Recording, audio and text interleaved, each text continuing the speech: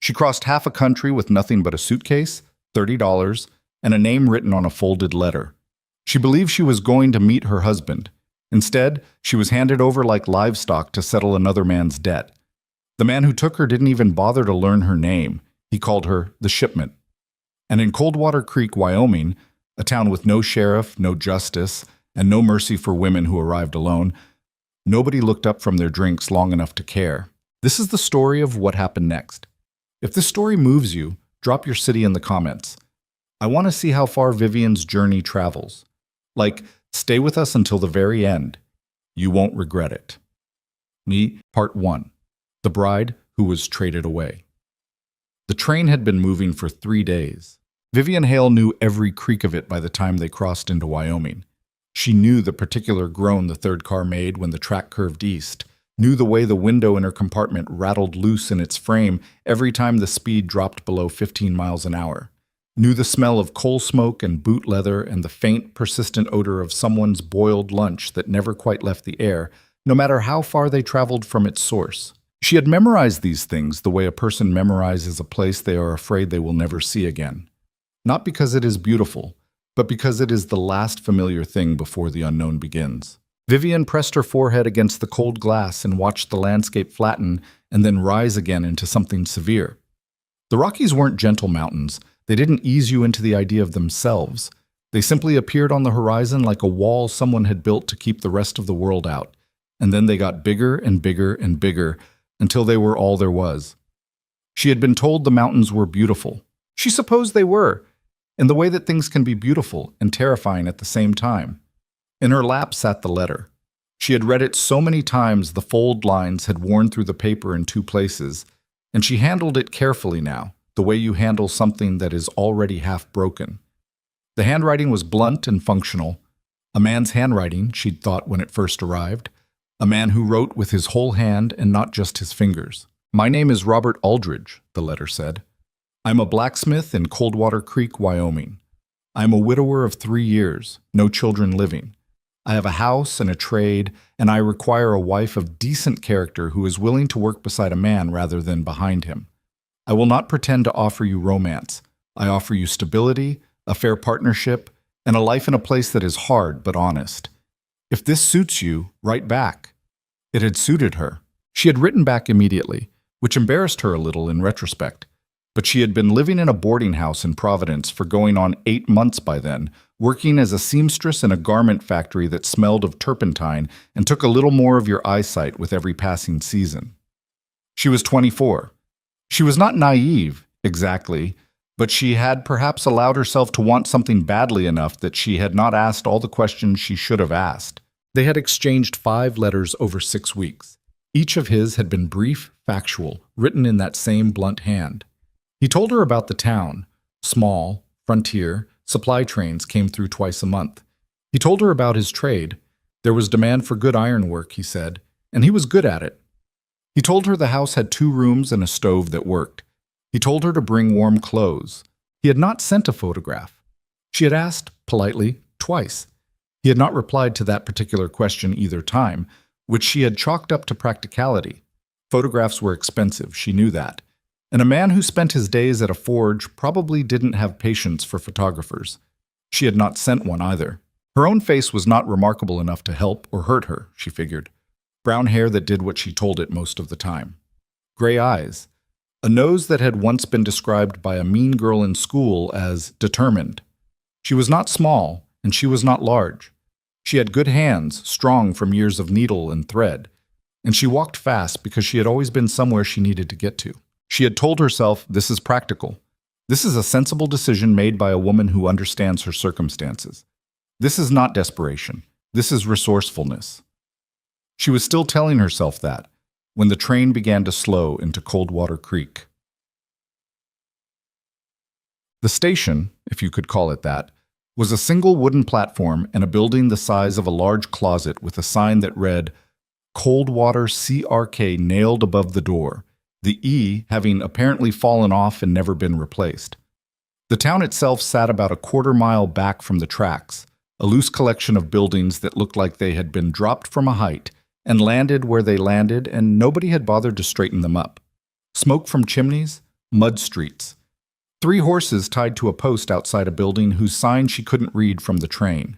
The mountains were directly behind it all, enormous and indifferent, already wearing their first October snow above the tree line. Vivian stood and gathered her bag, one medium trunk that she had to wrestle from under the seat, a leather satchel that held her documents and money, and a smaller bag with a change of clothes and her sewing kit. She put on her coat. She smoothed her hair. She took 3 deliberate breaths the way she did before anything she was nervous about, and then she picked up her things and walked to the door. The conductor was already on the platform. He was a compact man with a white mustache who had been perfectly pleasant for 3 days and now, she noticed, would not quite meet her eyes. "Ma'am," he said, taking her trunk, and that was it. She stepped down onto the platform. There were 4 men waiting. She understood immediately, with the particular clarity that comes before you understand why you understand, that none of them were Robert Aldridge. She had imagined a blacksmith. She had imagined a man with work-rough hands and a plain face, someone practical and a little awkward, someone who had decided, as she had decided, that a useful partnership was worth more than a perfect feeling. She had not imagined, could not have imagined, the man who stepped forward now. He was perhaps 50, wide through the chest and neck in a way that suggested it was not muscle anymore, but something heavier and less defined. He had a brown wool coat and a hat tilted at an angle that seemed deliberate, and his face was the face of a man who had learned early that smiling at people cost nothing and communicated exactly as much as he wanted it to, which was to say, nothing at all. His 3 companions stayed back 2 steps behind him and said nothing. "Miss Vivian Hale," he said. Not a question. She looked past him, at the platform, at the road toward town. "I'm looking for Mr. Robert Aldridge." The man's smile did not change. "I know you are." He stepped forward and lifted her trunk as if she had offered it to him, which she had not. "My name is Edmund Greer. I own the Criterion Saloon. Let me explain a few things while we walk." Vivian did not move. "Put my trunk down." He paused. The smile shifted. Not gone, just different. Something underneath it had moved. "Miss Hale, I'm trying to do this the easy way." "I didn't ask for easy," she said. "I asked you to put my trunk down and tell me where Robert Aldridge is." One of the 3 men behind him made a short sound, not quite a laugh. Greer turned his head slightly in that direction, just enough, and the sound stopped. "Robert Aldridge," Greer said, "is in a great deal of trouble. Financial trouble, specifically. He owes money, a considerable amount of money, to people who are not patient about such things. And Mr. Aldridge, being a resourceful man in a very narrow way, offered a solution." He paused. "You are the solution." She heard the words. She heard them clearly. And still some part of her mind refused them, the way a body sometimes refuses a diagnosis even after the doctor has said it out loud twice. "I beg your pardon," she said, and her voice was very quiet. "The correspondence," Greer said pleasantly, "was written on his behalf, at my instruction, using terms I knew would appeal to a particular kind of woman. Practical. No illusions. A fair partnership." He shrugged, one shoulder. "I've done this a few times. You learn what to say." There it was. The letter. The blunt handwriting. "I will not pretend to offer you romance." She had admired that line. She had read it to herself 3 times on the night the letter arrived and thought, here is an honest man. The air went out of her chest. She looked at the conductor. He was very focused on something in the middle distance. She looked at the platform, at the other passengers who had gotten off. A man in a traveling coat, a woman with 2 children, all of them already moving away, already choosing not to see what was in front of them. She looked back at Edmund Greer. "I am a free woman," she said. "I have done nothing to warrant any claim on my person by anyone in this town." "That's technically accurate," Greer agreed. "But Coldwater Creek operates on its own accounting, Miss Hale, and the accounting right now says you've arrived here under arrangements that place you in my care. Now, I am not an unreasonable man. The work I have for you is—" "No," she said. His head tilted. "Excuse me?" "No," she said again, louder this time. Not because she thought it would change anything in the next 5 minutes, but because she needed to hear herself say it, needed to hear that her own voice was still working. "No." For a moment, Just a moment. Something real moved across Greer's face. Not anger, closer to calculation. He was looking at her the way a man looks at a door that doesn't open when he pushes it and is deciding whether to push harder or find the hinge. Then the calculation resolved into something smooth and practiced. "Pick up the trunk, Charlie," he said, and walked toward town. One of the men came forward and took her trunk. She held her satchel in her small bag and stood on the platform and looked at the mountains above the tree line and thought with terrible clarity, "Nobody is coming to help you." Then she followed, because the only alternative was to stand on the platform until nightfall in a coat that was not heavy enough for Wyoming in October, and she was not going to die on a train platform if she could help it. The Criterion Saloon was the largest building in Coldwater Creek, which wasn't saying much, but it said enough. 2 stories, false front, a porch that went the full width and sagged in the middle. Inside, it was dim and smelled of tobacco and sawdust and the particular sour warmth of a place where people spent too much time. There were maybe a dozen men in the main room when she was walked through it, and she felt every one of them register her presence with the same quality of attention she recognized and hated: quick, cataloging, calculating. She stared straight ahead. Greer led her through the back, up a narrow staircase, and into a room on the 2nd floor. It was not filthy, which she noted with the grim practicality of a woman assessing survival conditions. A narrow bed, a washstand, a window. She clocked the window immediately, that looked out over the back alley, a lock on the door. From the outside, her trunk was set down against the wall. The man, Charlie, went back out. Greer stood in the doorway. "You'll take meals in this room," he said. "The first introduction will be in 3 days. That gives you time to settle in and understand the arrangement." "I understand the arrangement," Vivian said. "I'm refusing it." "That's not one of the options available to you." "Then why are you explaining it?" His jaw tightened, just slightly. "Because I am not a barbarian." She almost laughed. She pressed it down. "You brought me across the country under false pretenses to use me to pay off another man's debts. What word would you prefer?" "Practical," he said, and there was the edge under the pleasantness, finally, real as a blade. "You're practical, Miss Hale. You said so yourself. Then be practical now.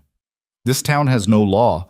There is no one within 40 miles with any authority over my establishment or my arrangements. You have no money worth speaking of, no family expecting you, and no connections here. The practical thing is to understand your position." He pulled the door shut. The lock turned. She stood in the middle of the room and breathed. Outside the window, the mountains were turning dark blue in the failing afternoon light. She put down her satchel and her bag and sat on the edge of the bed and pressed her hands together hard, fingers laced, knuckles white. And she gave herself exactly 1 minute of complete silence in which she was allowed to feel what she felt. The sick drop of it, the shame of having been deceived so completely, the terror that sat just below the surface of the last half hour like water under ice. 1 minute, then she looked at the window, at the lock on the door, at the washstand, at the trunk. She started thinking. Neat. Robert Aldridge was not a hard man to find, it turned out, though find implied a search that was more active than what actually occurred. He found her, in a manner of speaking, or rather, she found out about him without looking, because Coldwater Creek was a small town and small towns move information whether they mean to or not. The woman who brought her meals was named Dottie. She was perhaps 40, broad in the shoulders, with a face like a river stone. Not hard exactly, but shaped by long exposure to erosive forces. She did not speak the first time she came, just set down the tray and left. The second time, she paused in the door. "You're not crying," she said. "No," Vivian said. Dottie looked at her for a moment with something that was not sympathy and not its absence either. Closer to a particular kind of attention, the kind you give to things you want to understand before you decide what to do about them. "The blacksmith," Vivian said. "Aldridge. Is he in town?" Dottie's expression didn't change much, just a slight narrowing. "What makes you ask about him?" "He wrote me the letters. Or someone did on his behalf. I want to know if he knows what was done in his name." A pause. Dottie picked up the empty cup from the tray and set it back down. "He knows." The words sat in the room. "He lives on the south end," Dottie added. "Not that it matters." "Why doesn't it matter?" Because he signed the agreement and took his debt relief and has been drinking himself into the floor of the Red Pine for the past week. She said it flat, without particular feeling. There are men in this world who are sorry for what they do, miss, and there are men who are sorry they have to watch it happen. Mr. Aldridge is the second kind. Vivian said nothing. Eat your supper, Dottie said, and left. She had 3 days, Greer had said. She spent the first one learning the room. This sounds passive, and it was not. She measured the window frame with her hand, noted the latch, noted how it was set in the frame. She listened to the sounds of the building, who walked where, when, how heavy a step, whether the floorboards in the hallway warned you before a door opened. She tested the bed frame for weight and noise. She examined her trunk not for what she'd packed, but for what she'd packed that might be useful in ways she hadn't originally intended. She found one good pair of boots that laced up to the knee, which she had brought because the letters had mentioned hard winters. A wool coat, heavy. A folding knife, not a weapon, something she'd carried for years, used for cutting thread and opening boxes. But a knife. A length of thin cord left over from a package she'd received before leaving Providence. Her identification papers folded into the lining of her satchel. $42 and some change, which she moved from her purse to the inside of her left boot. She had, over the course of several years working in a factory and a boarding house, developed a habit of documentation. It had started as practical self-protection, keeping records of hours worked, wages promised versus wages received, names of supervisors who had behaved improperly. She kept a small notebook, and she kept it current, and she kept it private. She had brought the notebook to Wyoming. On the first night, she began writing down everything she had observed since stepping off the train. Names, faces, as best she could describe them. What Greer had said to her, verbatim, beginning with the platform. The arrangement he had described. The room, its lock, its location in the building, the number of men she had seen. It was not a plan. Not yet. It was the thing that comes before a plan, which is information, organized, dated, anchored to specifics. She wrote by the light of the single lamp until the oil ran down, and then she sat in the dark and listened to the building settle around her. The second day, Dottie came twice. The second time, she set down the tray and then stood with her hand on the doorframe and looked out the window and said, without quite looking at Vivian directly, "There's a window in the storage room at the end of the hall. It's not latched properly. It hasn't been latched properly for about 2 years." Then she left. Vivian sat with that for a long time. It could be nothing. It could be a test. Greer checking to see if she would run so he could decide how closely she needed to be watched. It could be something else. She thought about Dottie's face, the riverstone quality of it, the way she'd said the second kind about Aldridge, without sentimentality, but also without the flatness of someone who didn't care. A person who doesn't care doesn't make that distinction. She filed it. She kept thinking. On the morning of the third day before sunrise, Vivian heard voices in the hall. She was already awake. She had not slept well. She had slept in pieces. An hour here, 2 hours there, her mind working even when her body stopped. She lay still and listened. Greer's voice. And another voice. A man she hadn't heard before. Higher in pitch and clipped in a way that suggested he was from somewhere east of here. Somewhere with money in it. She couldn't make out words through the door, just the shape of the conversation, back and forth. Something pointed in the visitor's tone, something controlled and managing in Greer's. And then a number, a sum she heard clearly because it was large enough that it landed through the wood, 1,200. Then footsteps going back down the hall, and quiet. She got up and dressed in the dark. Everything on, boots laced, coat, satchel. She left the trunk. She stood at the door and listened for another 10 minutes until the building had settled back into its early morning rhythms. One man moving around below, the groan of the stove. Then she walked to the window. It was a 12-foot drop to the alley, maybe 13. The alley was unpaved, which was both good and bad. Softer landing, more noise. There was a rain barrel about 6 feet to the right. She looked at it for a moment, calculating. She would have to go feet first, hang from the sill, drop. She had never done this before. She was aware that the last hour before dawn was not the same as a plan, but she was also aware that after today, the nature of her situation would change in ways that would make escape considerably harder. She unlocked the window. It made a sound.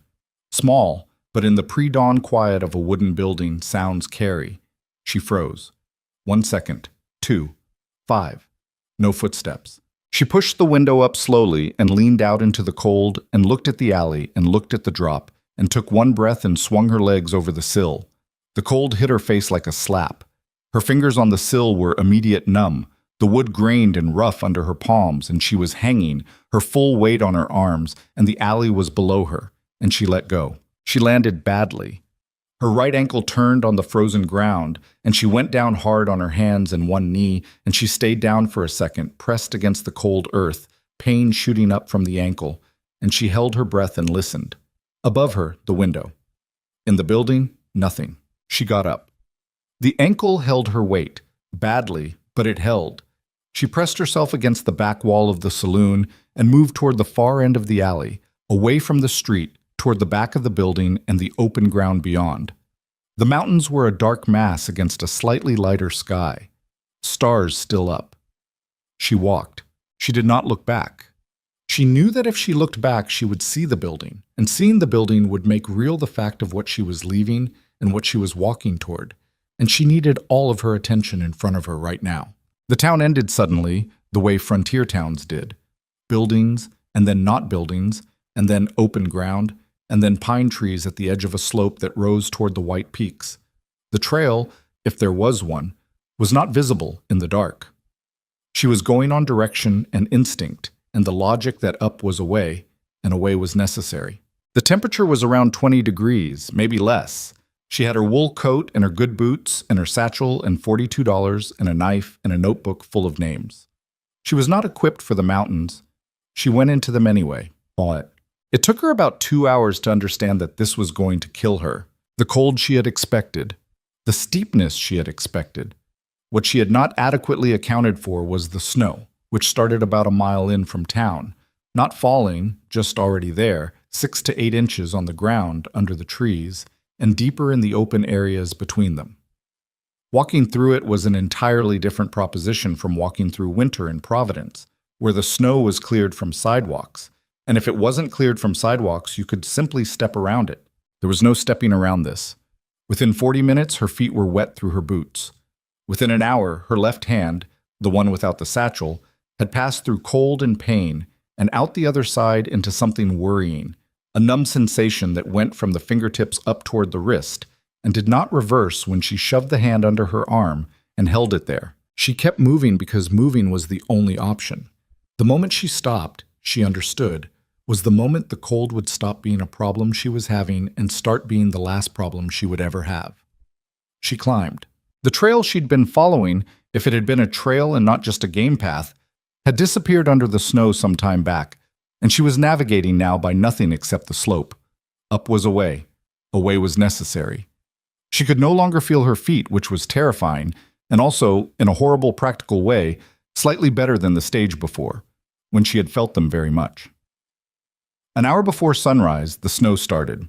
Not gently, not the decorative snow of illustrations and Christmas cards. It came in hard, driven sideways by a wind that had come down off the peaks and picked up a meanness somewhere along the way. And within 15 minutes, she could not see more than 10 or 12 feet in any direction. She had been moving. She had been moving, and now she could not move in a direction because there was no direction. Just white and gray and the noise of the wind and the trees and the ground underfoot that she felt through her legs more than her feet. She found a tree, a big pine, old enough that its lower branches made a kind of shelter where the snow was less deep, and she pushed herself against the trunk and pulled her coat as tight as it would go and pressed her knees to her chest and breathed. This is the moment, she thought quite clearly. This is the moment where I find out who I am when the situation is this bad. She had thought she was a woman who made practical decisions. She had made a practical decision, and it had put her in a snowstorm in the Wyoming mountains before dawn, with wet feet and no clear way forward. So she revised. She was a woman who tried to make practical decisions and sometimes got them badly wrong, and now she was in a tree in a storm, and the only practical thing available to her in the next 10 seconds was to stay awake. She stayed awake. For a while. She did not know how much later it was when she heard the sound. Long enough that the sky had lightened to a pale gray, which meant the sun had risen somewhere above the cloud cover, which meant she had made it through the night. She didn't know how. She was cold in a way that had moved past feeling and into something more structural, a cold that seemed to belong to the bones rather than the skin. And she was aware in a distant way that she had been drifting in and out of something that was not quite sleep, but was not quite wakefulness either. A liminal state that she understood was dangerous without being able to fully feel the danger of it. The sound was footsteps, heavier than the wind, a different rhythm. She tried to call out. What came out was not a word. It was more of a rasp, a dry tearing sound that startled her because it sounded so far gone. The footsteps stopped. "Hello?" A man's voice, deep, cautious. She tried again. "Here," she managed, or thought she managed. The sound that came out might have been something close to it. The footsteps started again, faster now, and then through the curtain of snow she saw a shape, a man's shape, tall and broad with a pack on his back and a coat that looked like it was made from something that had recently been an animal. He pushed through the low branches of the pine and stopped and looked at her. He had a weathered face, maybe 35 or a little more, the kind of face that had been outside for a long time and had come to some accommodation with that fact. Dark eyes under the brim of a hat, a beard that was somewhere between deliberate and neglected. He looked at her for a long moment. "You're soaked through," he said. "Yes," she said. "How long have you been out here?" "Since before—" She paused, organizing words with some effort. "Before sunrise. The one before this." His jaw moved slightly. He crouched down in front of her and looked at her face, then at her hands, then at her feet. He picked up her left hand. She registered the movement without feeling it, and looked at the color of it. He did not say anything for a moment. "I have a cabin," he said, "about a mile east. It's going to be hard going, but you need to get there." "I can walk," she said. He looked at her feet. "Maybe," he said. He stood and shifted his pack and held out his hand. She looked at it for a moment, rough, large, dry in the way that outdoor hands are dry, the knuckles cracked and reddened by cold. She took it. She would not remember much of the mile east. Pieces of it, later. The weight of the wind against her left side, the way she had to concentrate entirely on each individual step as an act requiring full attention, the solid bulk of the stranger's shoulder when she leaned against it in the parts where the snow was deeper. He had not spoken again except once, to say careful, drop here before a short embankment she'd navigated on her hands and knees. She had not asked his name. He had not offered it. The cabin emerged from the trees like an apology, small and square and heavily weathered, the wood dark with age and moisture, smoke rising thin and steady from the chimney. A lean-to on the south side with firewood stacked to the roof. A smaller structure about 20 yards off, a storage shed or animal shelter of some kind. He held the door, and she went in. The heat was immediate and almost painful. Her skin, which had gone past sensation, suddenly received it all at once like a noise turned up too loud, and she stood just inside the door and breathed through it. A stove in the corner was burning well. A table. 2 chairs. A cot against the far wall. Shelves with canned goods and tools and equipment she couldn't identify. Hides stacked in one corner. The smell of wood smoke and pine sap and something animal that was not unclean, just present. He came in behind her and closed the door. "Sit," he said, moving one of the chairs near the stove. She sat.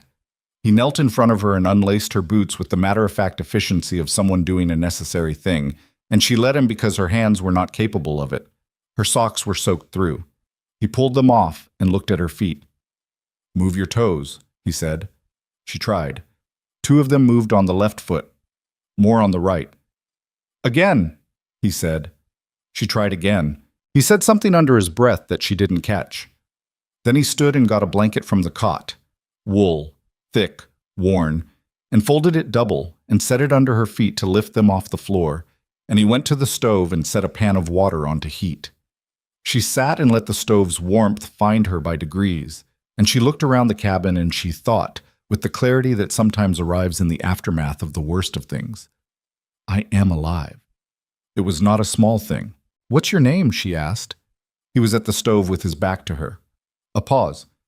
"Caleb," he said. "Caleb Thorne." Vivian Hale, she said. He turned around and looked at her. She looked back. Neither of them said anything for a moment, the stove cracking between them. Who are you running from? He asked. She considered the various answers available to her. The short version, the long version. The version where she explained about the letter and the lie and Edmund Greer and the room with the lock on the outside of the door. A man who thought he could own me, she said. Caleb looked at her for another moment. Okay, he said, and turned back to the stove. Outside, the storm pressed against the cabin walls. Inside, the fire burned. Vivian held her hands toward the heat and felt the first painful edge of returning sensation and stared at the floor and breathed and thought about what came next. She did not know yet, but she was alive to think about it. That was enough for now. End of part 1. You said part 2. Lưu ý, viết 4.000 đến 4.500 từ liên kết liên mạch với các phần trước trong câu chuyện, pha hồi thoại tạo thành một câu chuyện liền mạch khi ghép lại. Part 2 lưu ý, viết 4.000 đến 4.500 từ liên kết liền mạch với các phần trước trong câu chuyện, pha hồi thoại tạo thành một câu chuyện liền mạch khi ghép lại. Mỗi phần liền mạch với phần trước không giới thiệu lại câu chuyện ở đầu phần mới. Liên kết các phần của câu chuyện một cách liền mạch. Sử dụng câu chuyện tiếp giữa các phần. Duy trì chủ đề, tránh ngắt quãng đột ngột, không sử dụng gạch đầu dòng hoặc tiêu đề phụ, phong cách kể chuyện Mỹ, Hoa Kỳ, giống văn giàu cảm xúc. Kẻ theo ngôi thứ 3, giữ đồ kịch tính không viết lan man, nhân vật không hoàn hảo, hội thoại tự nhiên, tránh ngôn ngữ văn chương sáo rơi và cụm từ AI điển hình. Viết như nhà văn chuyên nghiệp, không như AI cố gắng nghe sàng. Có yếu tố con người, cấm miêu tả qua mượt mà và hoàn hảo, kết thúc phần không giới thiệu phần sau. Câu chuyện không nhắc đến Chúa. Lưu ý trả lời trong mục tin nhắn không nhảy sang document. Chi đắn bắt buộc, không được xuất hiện trong nội dung truyền. Đây là một câu chuyện điện ảnh hoàn toàn hư cấu được tạo ra chỉ nhằm mục đích giải trí. Không đề cập hay ngụ ý rằng nó dựa trên sự kiện có thật, người thật hoặc câu chuyện có thật. Không sử dụng các cụm từ như dựa trên một câu chuyện có thật, theo ghi chép hoặc bất cứ điều gì tương tự. Tất cả các nhân vật, địa điểm, tổ chức và sự kiện phải hoàn toàn hư cấu. Show more 1302. Claude responded. Part 2. The Escape into the Frozen Wilderness. Part 2. The Escape into the Frozen Wilderness. The sensation came back into her feet over the course of about 2 hours, and it was not pleasant. It arrived in stages. First a deep ache that sat in the bones, then a surface burn that felt disproportionate to anything actually touching her skin, then a pins and needles progression that moved from her heels up through the arches and into the toes, each one announcing itself separately, like a roll call of complaints. She sat through it without making much sound. There was not much point in sound. Caleb had set the pan of warm water.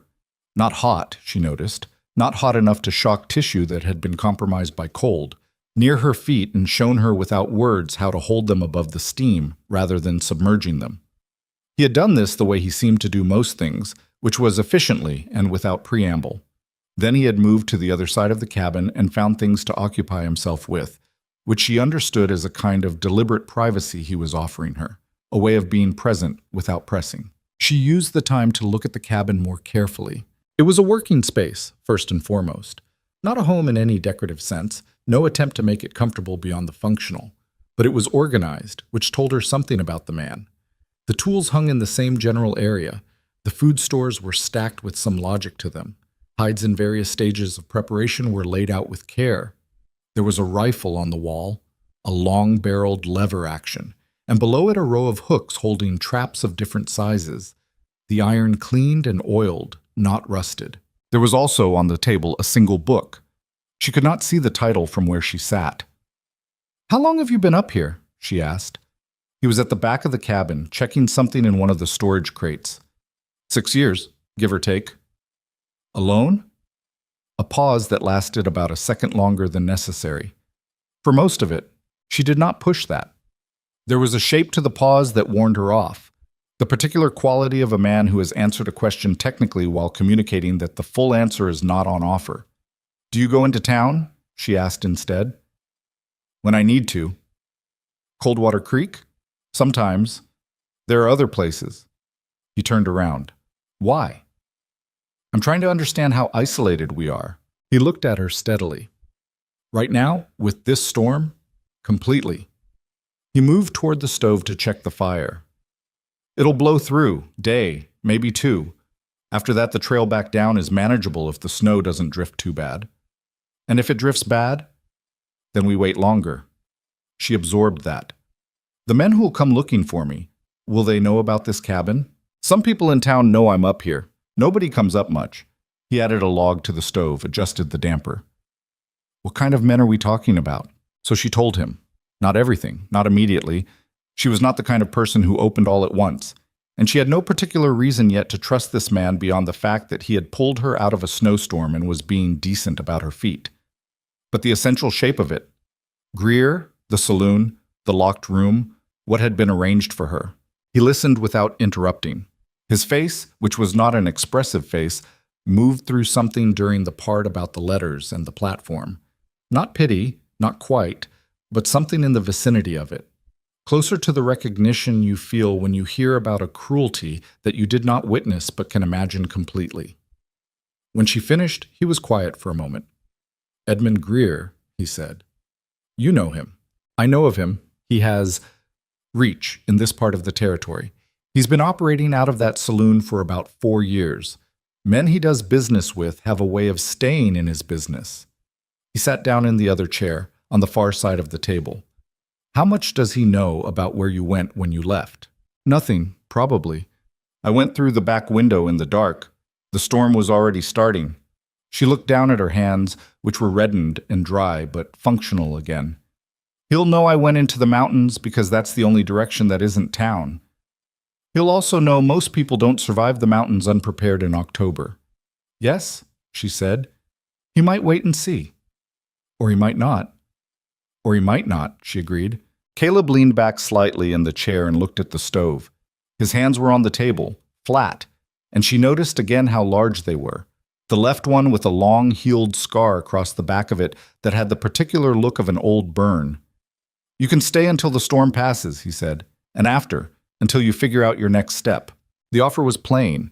It was not accompanied by anything. No qualification, no condition she could detect, no particular warmth either. Just the fact of it, offered the way a man offers the spare chair at his table. I'm not helpless, she said, and was immediately a little embarrassed by it, because it was a defensive thing to say to someone who had not implied she was. He looked at her. Didn't say you were. I just meant, I'm not going to be a burden you can't name. I didn't bring you here because I needed the company, he said. I brought you here because you were about to freeze to death. That's different. He stood up. I'll make food. The storm ran 2 full days as he'd predicted. Not 2 easy days. Wind that rattled the walls, snow accumulation she could measure by the change in the light through the one small window, a cold that existed outside the cabin as a physical weight against the door rather than just a temperature. Inside, the stove managed it, barely, though she learned quickly that the far end of the cabin near the storage crates was its own separate climate, and she stayed near the stove without being told. She slept on the cot. He slept on the floor, wrapped in hides, apparently without discomfort, which she suspected said something about what his floor felt like relative to where he'd sometimes slept outside. She did not ask. They talked, in pieces. Not in the way of people who are trying to get to know each other, but in the way of people who are stuck in the same small space and find that conversation is occasionally preferable to the sound of wind. She told him more about Providence, the factory, the boarding house, the particular math of her situation that had made the letter seem like a reasonable answer to an unreasonable problem. She told it without self-pity, just events in sequence, and he listened the same way, without commiseration, just attention. He told her less, but she learned things anyway, the way you learn things from a person who doesn't offer them directly. She learned he knew the mountains in the specific way of someone who had had no choice but to learn them, not academically or recreationally. She learned he had trapped and traded for long enough that the men who ran the supply routes knew him, which meant he had currency of a certain kind even in a place like Coldwater Creek. Not money, but reputation, which in a frontier town was sometimes more portable.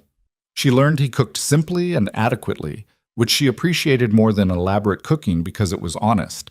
She learned that the book on the table was a surveying manual, half of it annotated in pencil in the margins, which told her something she found she was curious about. On the evening of the second day, she asked him about his wife. She had not planned to ask. It came out in the space between two other things she'd said, a question that arrived before she had properly vetted it, and she heard it in the air between them and could not take it back. He went still for a moment, not the stillness of offense, something quieter.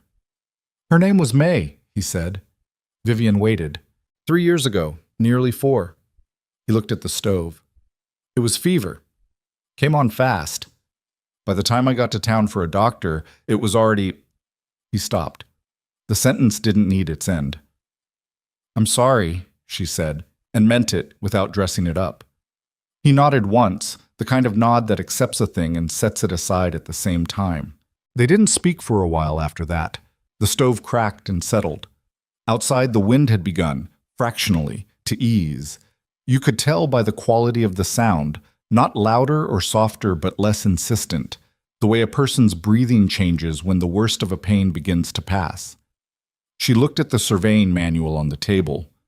What are you mapping? She asked. He glanced at the book. Something shifted in his face. Not quite a smile, but a relaxation of the lines around his eyes. The eastern drainage above the second ridge. There's water up there that nobody's charted properly, and the survey maps from the territorial office are wrong. What do you do with it when it's done? I don't know yet, he said. It's useful to know where the water is. For whom? For me. For now. A pause. Maybe eventually for other people. She looked at him. He was a man, she thought, who had organized his life into a very small perimeter deliberately and who kept things like eventually, and maybe at a careful distance, not because he was incapable of them, but because he was protecting himself from something. She understood the impulse completely. She had organized herself the same way in different circumstances. She did not say any of this. It was too much to say to someone she had known for 2 days, and she was not in the business of saying true things at people who hadn't asked to hear them. The storm's letting up, she said instead. Yeah, he said. Tomorrow should be clear. Tomorrow was clear and cold enough to hurt to breathe, and very quiet in the particular way of high mountain mornings after snow, as if everything had agreed to stop for a moment and look at what the storm had made. She stood in the doorway of the cabin while Caleb checked the lean-to in the immediate area, and she looked at the valley below through a break in the pines. Coldwater Creek was there, she knew, somewhere in that flat gray distance between the white of the mountains and the pale blue of the winter sky. She could not see it from here. She was glad of that.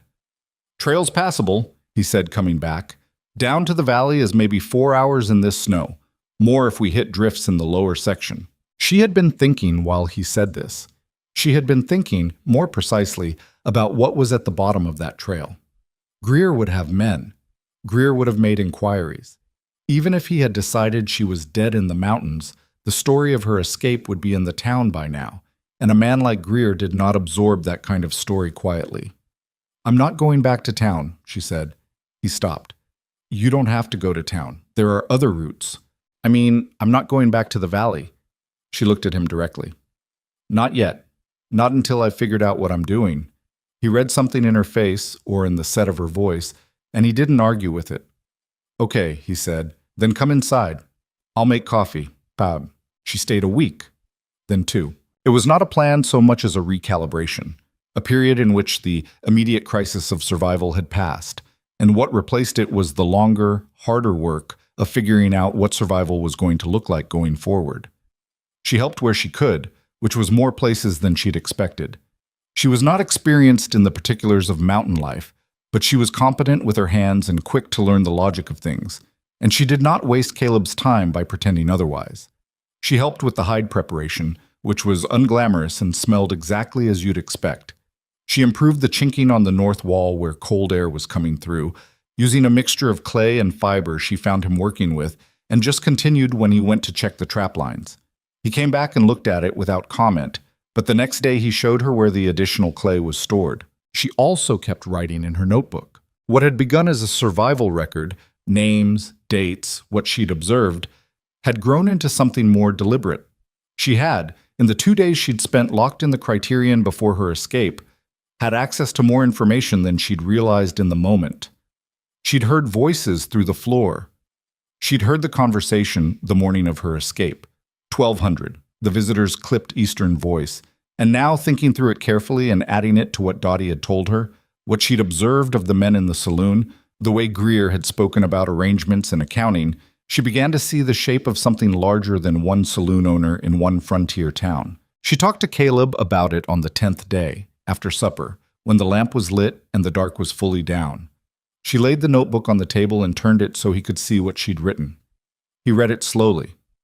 He was not a fast reader in the sense of moving through text quickly, but she got the sense he read the way he did everything else, completely, without skipping. He went through 4 pages without comment. "The man with the clipped voice," he said finally. "The one you heard the morning you left." "Yes. 1200. That's what I heard." He sat back. "Greer's Saloon is a front. Everybody in Coldwater knows that, or suspects it. But this," he tapped the notebook, "this is pattern. This is not just one man operating one saloon." "No?" she agreed. "It's a route. Women come in from the east. I wasn't the first. And the way he talked, the way he said I've done this a few times, the way he had the room ready. This is practiced. And the money goes somewhere. 1200 doesn't stay in Coldwater Creek." Caleb was quiet for a long moment. Outside, something moved in the trees. Probably elk, he'd explained the sounds to her over the past week, and then went quiet again. "What are you thinking about doing with this?" he asked. "There are federal marshals," she said. "The territorial office in Cheyenne has jurisdiction over operations like this. If I can get documentation to the right people, getting to Cheyenne means going through the valley. I know. Greer will have people watching." "I know that too." She met his eyes. "I'm not going in the next week. I need more. I need names I don't have yet, and I need someone to verify what I have, and I need to think about how to get a letter to Cheyenne that Greer's people won't intercept." She paused. "The supply route you mentioned, the men who know you from the trade runs, do any of them go east?" He was very still for a moment. "Tom Bridger does," he said slowly. "He runs a freight wagon twice a month down to Laramie, sometimes further." "Do you trust him?" "Far as anybody," he said, which she understood was a significant statement from him. "Would he carry a letter?" Caleb looked at the notebook again, then at her face. She kept her expression steady, not asking him for anything beyond the practical question, not putting weight on it that he hadn't agreed to carry. "I'd have to talk to him," he said. "He comes through the South Pass next week, if the snow doesn't close it." "Okay," she said. She picked up the notebook and closed it. There was a quality to the silence after that which was different from the silences of the first few days, less careful, less provisional. Something had shifted over the course of 2 weeks that neither of them had commented on, and that she was not going to be the one to name. She was aware of it, the same way you are aware of a change in air pressure before weather arrives. Not dramatically, not with fanfare, just a registering of difference. He was not a man she had expected to find useful to her, or interesting to her, and this was the one she handled with the most care in her own thoughts, whose company she had come to depend on in the small ways that sneak up on you in enclosed spaces during long winters. She set those thoughts to one side. There was too much else that needed to happen first. Tom Bridger turned out to be a man in his 50s with the coloring of a rusted fence and an economy of speech that made Caleb seem garrulous by comparison. He came through on a gray Wednesday morning, his freight wagon loaded with winter supplies headed down, and he stopped at the cabin because he always stopped at the cabin when he passed, which she had not known until Caleb mentioned it the day before as if it were unremarkable. She sat across the table from Bridger while Caleb made coffee that nobody was particularly focused on. "You're the woman from the train," Bridger said. Not a question. "Yes," she said. "Greer's looking." He said it matter of fact, not unkind. "Word went out along the supply route.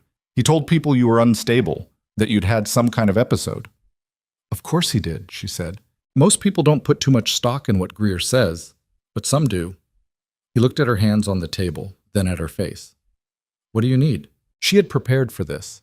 She slid the letter across the table, 2 pages, written in her clearest hand, addressed to the office of the United States Marshal in Cheyenne, Wyoming Territory, detailing in factual and specific terms what she had witnessed, what she had heard, and what she had documented. including dates and names and the substance of conversations she had been present for or heard through walls. "I need that delivered to the marshal's office in person," she said. "Not left at a postbox, not passed through an intermediary, placed in the hands of someone in that office and acknowledged." Bridger picked it up and looked at the first page. His expression did not change.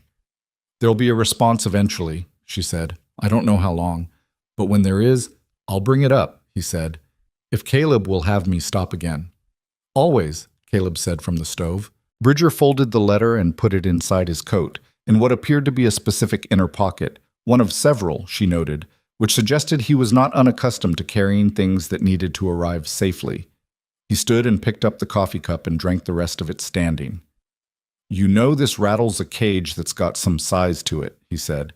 "Yes," she said. "Could go badly for people who rattled it." "I know." He looked at her for a long moment. Then he put the cup down. "All right," he said, and went back out to his wagon. She sat at the table after he left and pressed her hands flat against the wood and breathed out, long and slow, the breath of a person who has just sent something irreversible into the world and is now living in the gap between the sending and the consequence. Caleb sat down across from her. "How are you?" he asked. It was such a plain question, asked in such a plain way, without performance or particular concern, just a direct inquiry about a real thing.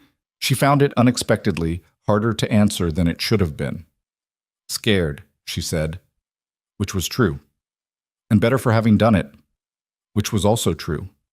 He nodded. Outside, she heard Bridger's wagon beginning to move, the creak of wheels in the snow, fading south. She looked at the table, at the notebook, at the window, where the winter light was flat and white and going nowhere fast. She was still in the mountains. Greer's men were still somewhere below. The letter was traveling south in the code of a man she'd known for 40 minutes, and the response, if it came, was weeks away at minimum. But she had moved something. She had taken what she had, the names, the dates, the overheard sums, and turned it into a document, a real document, and sent it to people with authority. That was different from hiding. That was different from waiting. That was, in the smallest and most specific sense, the beginning of something going back the other direction. She reached over and opened the notebook to a fresh page. She began to write. "You said, Part 3, lưu ý. Viết 4.000 đến 4.500 từ liên kết liền mạch với các phần trước trong câu chuyện, pha hồi thoại tạo thành một câu chuyện liền mạch khi ghép lại." Part 3 lưu ý. Viết 4.000 đến 4.500 từ liên kết liền mạch với các phần trước trong câu chuyện, pha hồi thoại tạo thành một câu chuyện liền mạch khi ghép lại. Mỗi phần liền mạch với phần trước, không giới thiệu lại câu chuyện ở đầu phần mới. Liên kết các phần của câu chuyện một cách liền mạch, sử dụng câu chuyện tiếp giữa các phần, duy trì chủ đề, tránh ngắt quãng đột ngột, không sử dụng gạch đầu dòng hoặc tiêu đề phụ, phong cách kể chuyện Mỹ, Hoa Kỳ, giống văn giàu cảm xúc. Kể theo ngôi thứ 3, giữ đồ kịch tính không viết lan man, nhân vật không hoàn hảo, hội thoại tự nhiên, tránh ngôn ngữ văn chương sáo rơi và cụm từ AI điển hình. Viết như nhà văn chuyên nghiệp, không như AI cố gắng nghe sang. Có yếu tố con người, cầm miêu tả qua mượt mà và hoàn hảo, kết thúc phần không giới thiệu phần sau. Câu chuyện không nhắc đến Chúa. Lưu ý trả lời trong mục tin nhắn không nhảy sang document. Chi đần bắt buộc không được xuất hiện trong nội dung truyền. Đây là một câu chuyện điện ảnh hoàn toàn hư cấu được tạo ra chỉ nhằm mục đích giải trí. Không đề cập hay ngụ ý rằng nó dựa trên sự kiện có thật, người thật hoặc câu chuyện có thật. Không sử dụng các cụm từ như dựa trên một câu chuyện có thật, theo ghi chép hoặc bất cứ điều gì tương tự. Tất cả các nhân vật, địa điểm, tổ chức và sự kiện phải hoàn toàn hư cấu. Showmore 1307. Claude responded. Part 3. A stand against fear. Part 3. A stand against fear. 3 weeks after Tom Bridger's wagon disappeared south into the snow, the waiting became its own kind of weather. Vivian had learned in the time since sending the letter that waiting was not passive. It had texture and weight. It pressed on you differently depending on the hour. Lighter in the mornings when there was work to occupy the hands, heavier in the evenings when the cabin contracted around the two of them, and the fire burned low and there was nothing between her and her thoughts except the sound of wind moving through the pines. She had filled 11 pages of the notebook with additional observations, reconstructed conversations, names she'd recalled in the night and written down before they slipped back under. She had drawn a rough map of the Criterion's layout from memory, marking the room on the second floor, the staircase, the back alley. She didn't know yet how useful any of it would be. She wrote it down anyway. Caleb had his own rhythm with the waiting, which was that he did not visibly wait at all. He worked. He ran the trap lines in the mornings, a circuit that took 3 to 4 hours depending on conditions, and she had begun going with him on the shorter loops, not because she was particularly useful, but because the alternative was the cabin, and the cabin in the late morning, alone, had started to feel like a held breath. She was not a woman built for stillness. She had spent too many years moving. He had not commented on her joining him. He'd just handed her a pair of heavier gloves the first morning and said the north line was icy in the shaded section, and she should step where he stepped, which she had. They moved through the snow in an easy quiet that had taken about a week to arrive at naturally. She had noticed, somewhere in the second week, that she no longer needed to fill the silences between them, and that this was a thing she'd had to learn, which meant it hadn't always been true, which meant something had shifted. She noted it without making too much of it. What she made more of, privately, was the moment 3 days after Bridger's visit when she'd come back from getting firewood from the lean-to and found Caleb standing at the table with her notebook open. She stopped in the doorway. He looked up. He did not apologize, which she respected, but he also did not pretend it was nothing. "I should have asked," he said. "Yes," she said. "I was looking at the map you drew." He turned it toward her. "The layout of the saloon." She came in and set down the firewood and looked at the map. "Why?" "Because if Greer sends men up here, I want to know what kind of operation I'm dealing with." He sat down. "There are 3 entrances to the Criterion from what you've drawn: back alley, front door, and that side door by the kitchen." "That I know of," she said. "There may be more." "Greer keeps armed men on site?" "At least 2 that I saw consistently. There were others who came and went." She sat across from him. "Why are you thinking about this now?" He was quiet for a moment. "Because yesterday, when I was on the North Line, I found tracks." He said it flat, the way he said things he didn't have an emotional interest in making dramatic. 2 men coming up from the valley. They turned back about a mile below here, which means they didn't find the cabin, but they were looking. The warmth from the stove suddenly felt like a smaller thing. "How old were the tracks?" "Day and a half, maybe 2 days." So while she'd been going through her notes and eating his food and thinking about the letter traveling south to Cheyenne, men had already been a mile from where she slept.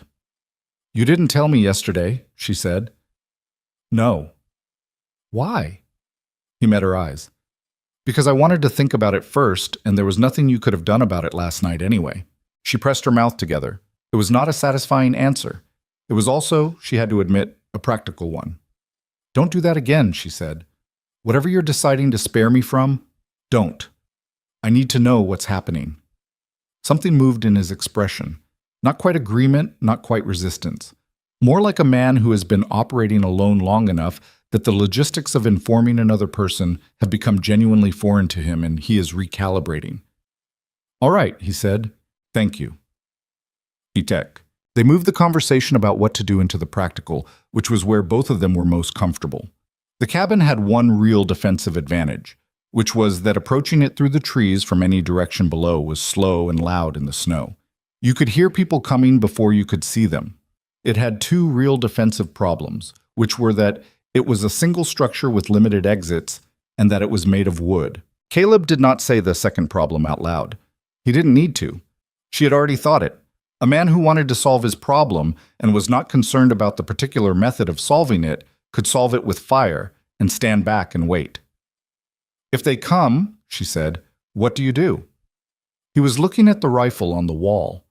Then he looked at his hands on the table. Then at her. "I go out to meet them," he said. She stared at him. "That's your plan." "It's not a plan," he said. "It's what I do. Walk out to face armed men. Without drawing." She let that sit for a moment. "You think that works?" "I think it depends on who they send." He stood up and went to the stove, not because it needed attention, but because he was a man who needed to be doing something with his hands when he talked about certain things. Greer doesn't send his best men on a maybe. He sends enough to handle what he expects, which is a woman alone or a woman with a trapper who can be pushed around. If they come up here and find one man walking out to meet them like he's not worried, that changes the math. Or it changes nothing and they shoot you. That's a possibility, he said, without any particular drama about it. That is not comforting, Caleb. I'm not trying to comfort you. I'm telling you what I'd do. He turned around. I know these mountains and they don't.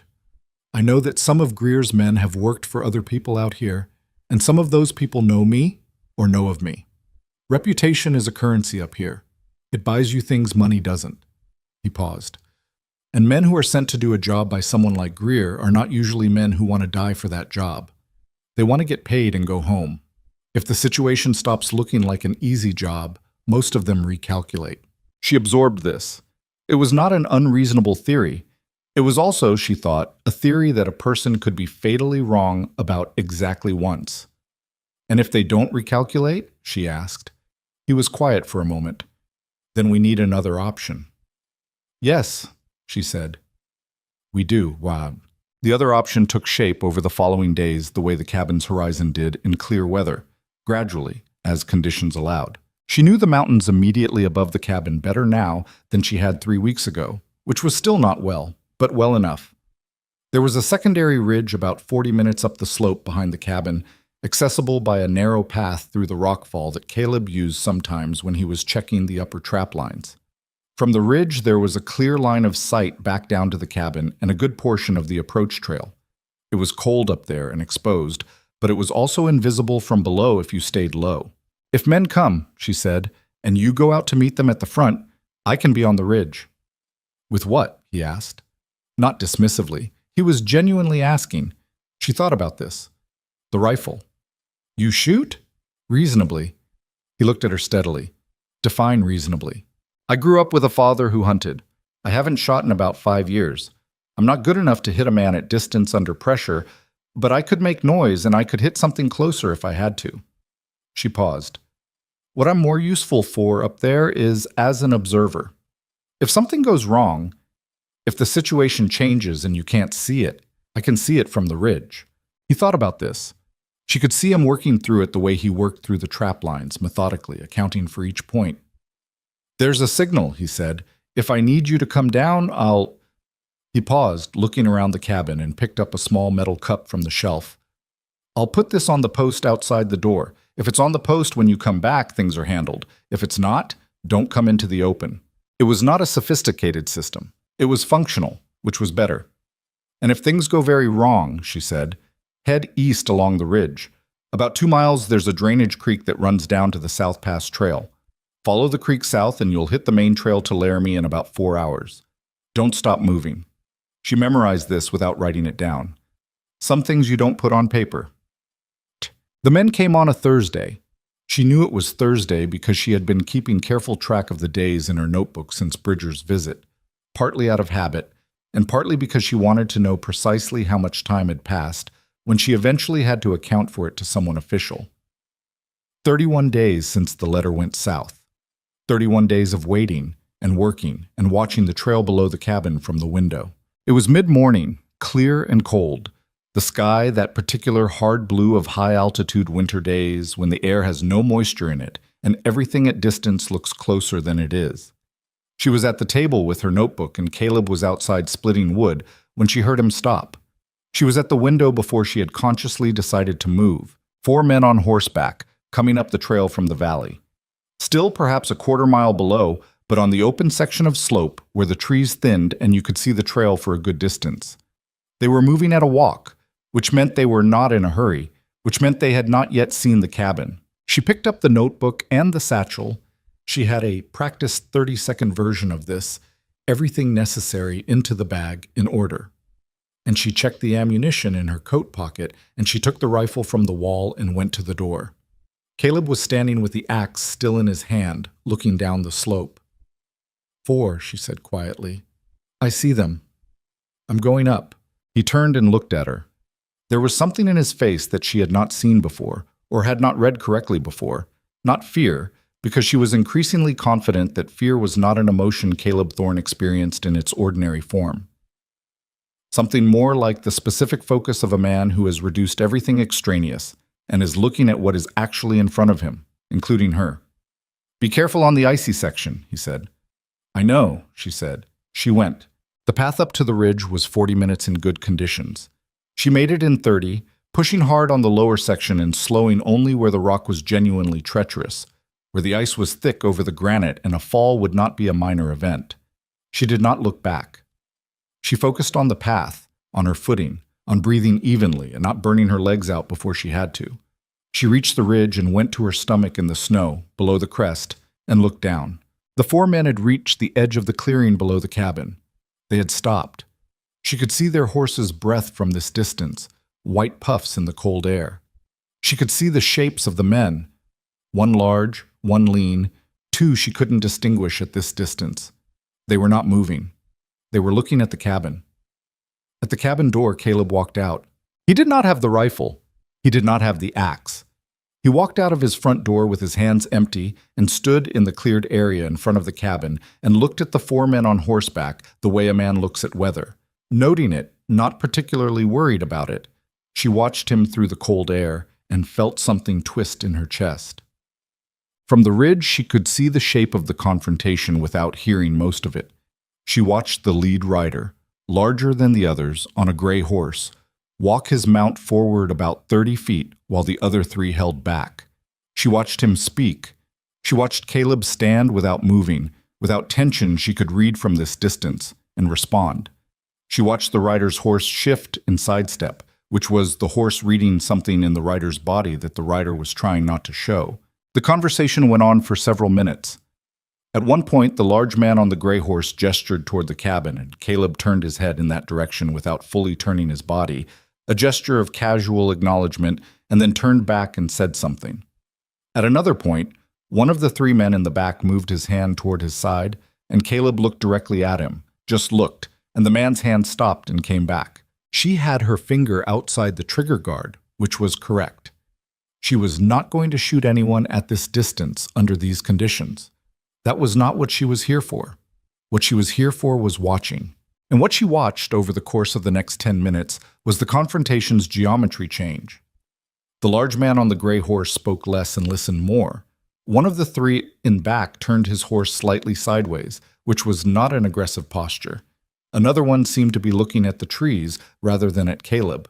She had seen, in her months in the factory in Providence, the moment in a labor dispute when the men who had been sent to make trouble stopped calculating gain and started calculating whether they personally wanted to absorb what was going to happen next.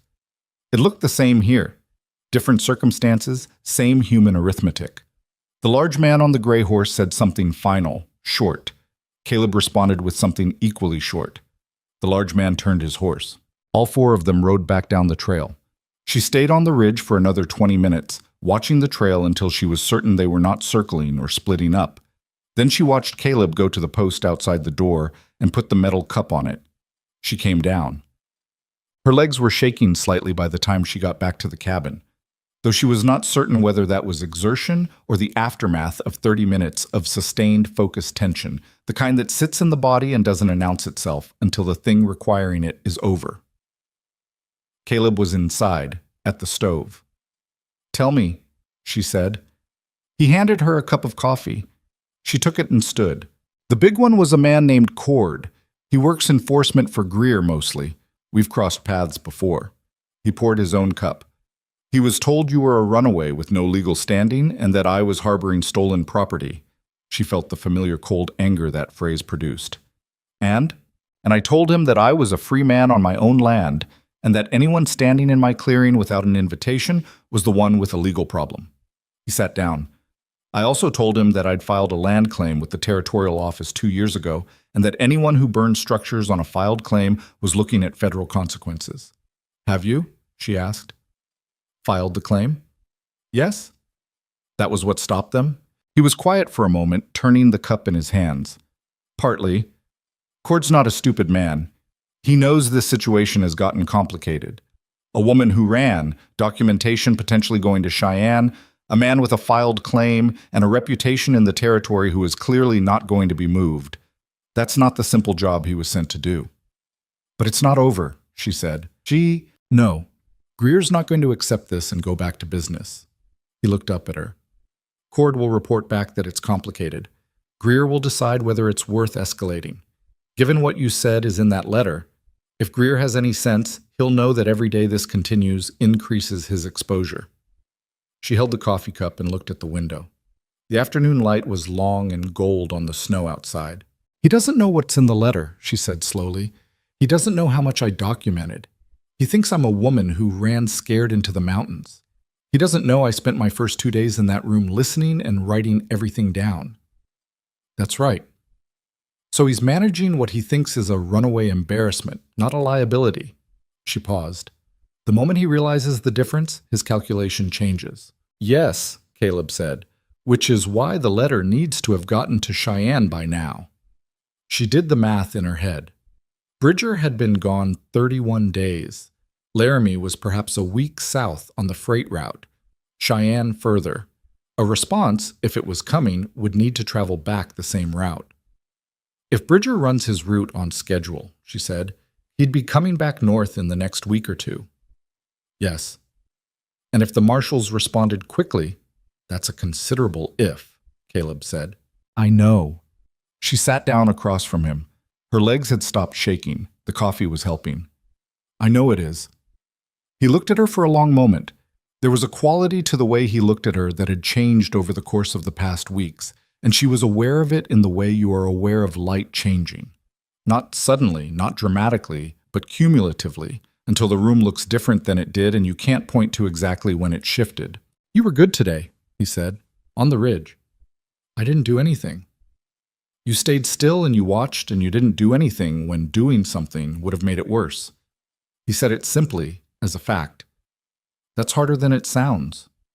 She looked at the table, at her coffee cup, at her hands around it, at the notebook sitting at the edge of the table where she had set it when she came in. I was scared, she said. So was I, he said. She looked up. He was not looking at her now. He was looking at the stove. But there was something in the line of his shoulders that had changed, a slight release of something that had been held, and she understood that this was a significant admission from a man who spent most of his time communicating primarily through action and implication. Were you? She said. Not about the 4 men, he said. I knew how that was going to go within about 2 minutes of them stopping in the clearing. A pause. I was watching the ridge. She understood what he meant. She let it sit between them for a moment without dismantling it. I was careful on the icy section, she said. The lines around his eyes moved, almost a smile. Not quite. I could tell, he said. Outside, the afternoon was going gold and then gray, the shadow of the mountain moving across the snow in its long westward progression. Inside, the stove ticked and settled. The coffee was warm in her hands and the rifle was leaning against the wall next to the door, and in her satchel the notebook held 31 days of dates and names and details that were traveling south through the snow in the coat of a man on a freight wagon, moving toward people with the authority to act on them. She did not know yet whether it would be enough. What she knew was that 4 men had ridden up a mountain to take her back, and 4 men had ridden down that same mountain without her, and the man sitting across from her had walked out to face them with empty hands and had not flinched. She turned her coffee cup in her palms and looked at the window and thought about what came next. Not tonight. Tonight had done its work already. But the days ahead, the week ahead, Bridger coming back north, Greer recalculating in his saloon below, the slow machinery of federal authority turning or not turning in Cheyenne, all of it pressing toward a point she could feel the shape of without yet seeing its face. She opened the notebook. She wrote down the date, the number of men, Cord's name, the substance of what Caleb had told her about the conversation. She wrote it in her clear, precise hand, the hand of a woman who had spent years recording what she was owed and what was done to her, and she wrote it as if someone official would eventually read it, because she intended that they would. She wrote until the lamp needed oil, and then she refilled it and kept writing. You said V, Part 4. Lưu ý. Viết 4.000 đến 4.500 từ liên kết, liền mạch với các phần trước trong câu chuyện. Pha hội thoại tạo thành một câu chuyện liền mạch khi ghép lại. Part 1 lưu ý. Viết 4.000 đến 4.500 từ liên kết liền mạch với các phần trước trong câu chuyện. Pha hội thoại tạo thành một câu chuyện liền mạch khi ghép lại. Mỗi phần liền mạch với phần trước không giới thiệu lại câu chuyện ở đầu phần mới. Liên kết các phần của câu chuyện một cách liền mạch. Sử dụng câu chuyện tiếp giữa các phần. Duy trì chủ đề, tránh ngắt quãng đột ngột, không sử dụng gạch đầu dòng hoặc tiêu đề phụ, phong cách kể chuyện Mỹ, Hoa Kỳ, giống văn giàu cảm xúc. Kể theo ngôi thứ ba, giữ đồ kịch tính không viết lan man, nhân vật không hoàn hảo, hội thoại tự nhiên, tránh ngôn ngữ văn chương sáo rơi và cụm từ AI điển hình. Việt như nhà văn chuyên nghiệp, không như AI cố gắng nghe sang, có yếu tố con người, cầm miêu tả qua mượt mà và hoàn hảo, kết thúc phần không giới thiệu phần sau. Câu chuyện không nhắc đến Chúa, lưu ý trả lời trong mục tin nhắn không nhảy sang document. Chỉ đàn bắt buộc không được xuất hiện trong nội dung truyền. Đây là một câu chuyện điện ảnh hoàn toàn hư cấu được tạo ra chỉ nhằm mục đích giải trí. Không đề cập hay ngụ ý rằng nó dựa trên sự kiện có thật, người thật hoặc câu chuyện có thật. Không sử dụng các cụm từ như dựa trên một câu chuyện có thật, theo ghi chép hoặc bất cứ điều gì tương tự. Tất cả các nhân vật, địa điểm, tổ chức và sự kiện phải hoàn toàn hư cấu. Shower. 1313. Claude responded. Part 4. The woman they underestimated. Part 4. The woman they underestimated. Bridger came back on a Tuesday, 9 days after the four riders had gone back down the mountain. Vivian heard the wagon before she saw it. The particular creak of his rig, which she had memorized from the first visit, was distinctive enough that she knew it was him and not someone else before the horses cleared the tree line. She was at the window. Caleb was already outside, having heard it a full minute before her, which she had stopped finding remarkable. She put on her coat and went out. Bridger pulled the horses to a stop and climbed down from the seat with the careful movement of a man whose knees had opinions about cold weather. He reached into his coat, the specific inner pocket, and produced an envelope. He held it out to her. She took it. It was sealed, addressed in an unfamiliar hand to V. Hale, care of T. Bridger, Laramie Freight Route. The return notation in the upper corner read, U.S. Marshal's Office, Cheyenne, Wyoming Territory. She stood in the snow with the envelope in both hands and did not open it immediately, which surprised her because she had spent 9 days waiting for exactly this. But now that it was here, there was a moment, just a moment, of something close to fear. The fear of a door you have been moving toward for a long time, which exists as hope, only so long as it remains closed. You gonna read it? Bridger asked. She opened it. The letter was 2 pages, written in a precise bureaucratic hand that nonetheless communicated something more than its official language. A deputy marshal named Samuel Reeves had received her documentation, found it sufficiently specific and credible to initiate a preliminary inquiry, and was requesting a meeting at a location and time of her choosing, somewhere she could speak without exposure to the parties named in her correspondence. He had questions.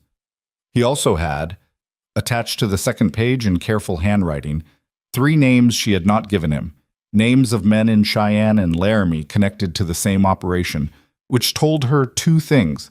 First, that Reeves had already been watching this particular corner of the territory, and second, that her letter had not arrived in a vacuum. It had landed in the middle of something already in motion. Her hands were not entirely steady when she folded the letter back up. Well, Caleb said. They were already looking, she said. We're not starting something. She paused, finding the right word. We're connecting pieces they already had. Bridger was looking at her with the particular expression she had come to associate with him, which was the expression of a man who withholds comment as a general policy, but is making one internally. That's better or worse than you hoped? Better, she said. Much better. She spent that evening writing the reply. This was harder than the first letter, which had been essentially a transfer of information. Here is what I witnessed. Here is the sequence. Here are the names. The reply required something different, judgment about what to say and what not to say, how much to reveal about her current location, how to propose a meeting that did not expose Caleb's cabin to whatever surveillance Greer might have established on the approaches to town. She went through 4 drafts. Caleb sat across the table and read each one when she slid it to him, which she had started doing not because she needed his approval, but because his reading of something showed her its flaws. He was the kind of reader who registered hesitation, the places where language worked too hard or not hard enough without being able to articulate why, and she had learned to watch his expression rather than ask for comment. The 4th draft satisfied both of them. She proposed a meeting at a way station called Hennessy's, about 12 miles south of Coldwater Creek on the main freight route, a place she knew of from Bridger's descriptions, a place Greer's men would watch but not control, a place with enough traffic that two strangers meeting there would not be remarkable. She asked Reeves to come without a uniform. She asked him to come within 10 days, if it was possible, because she did not know how long the current equilibrium would hold.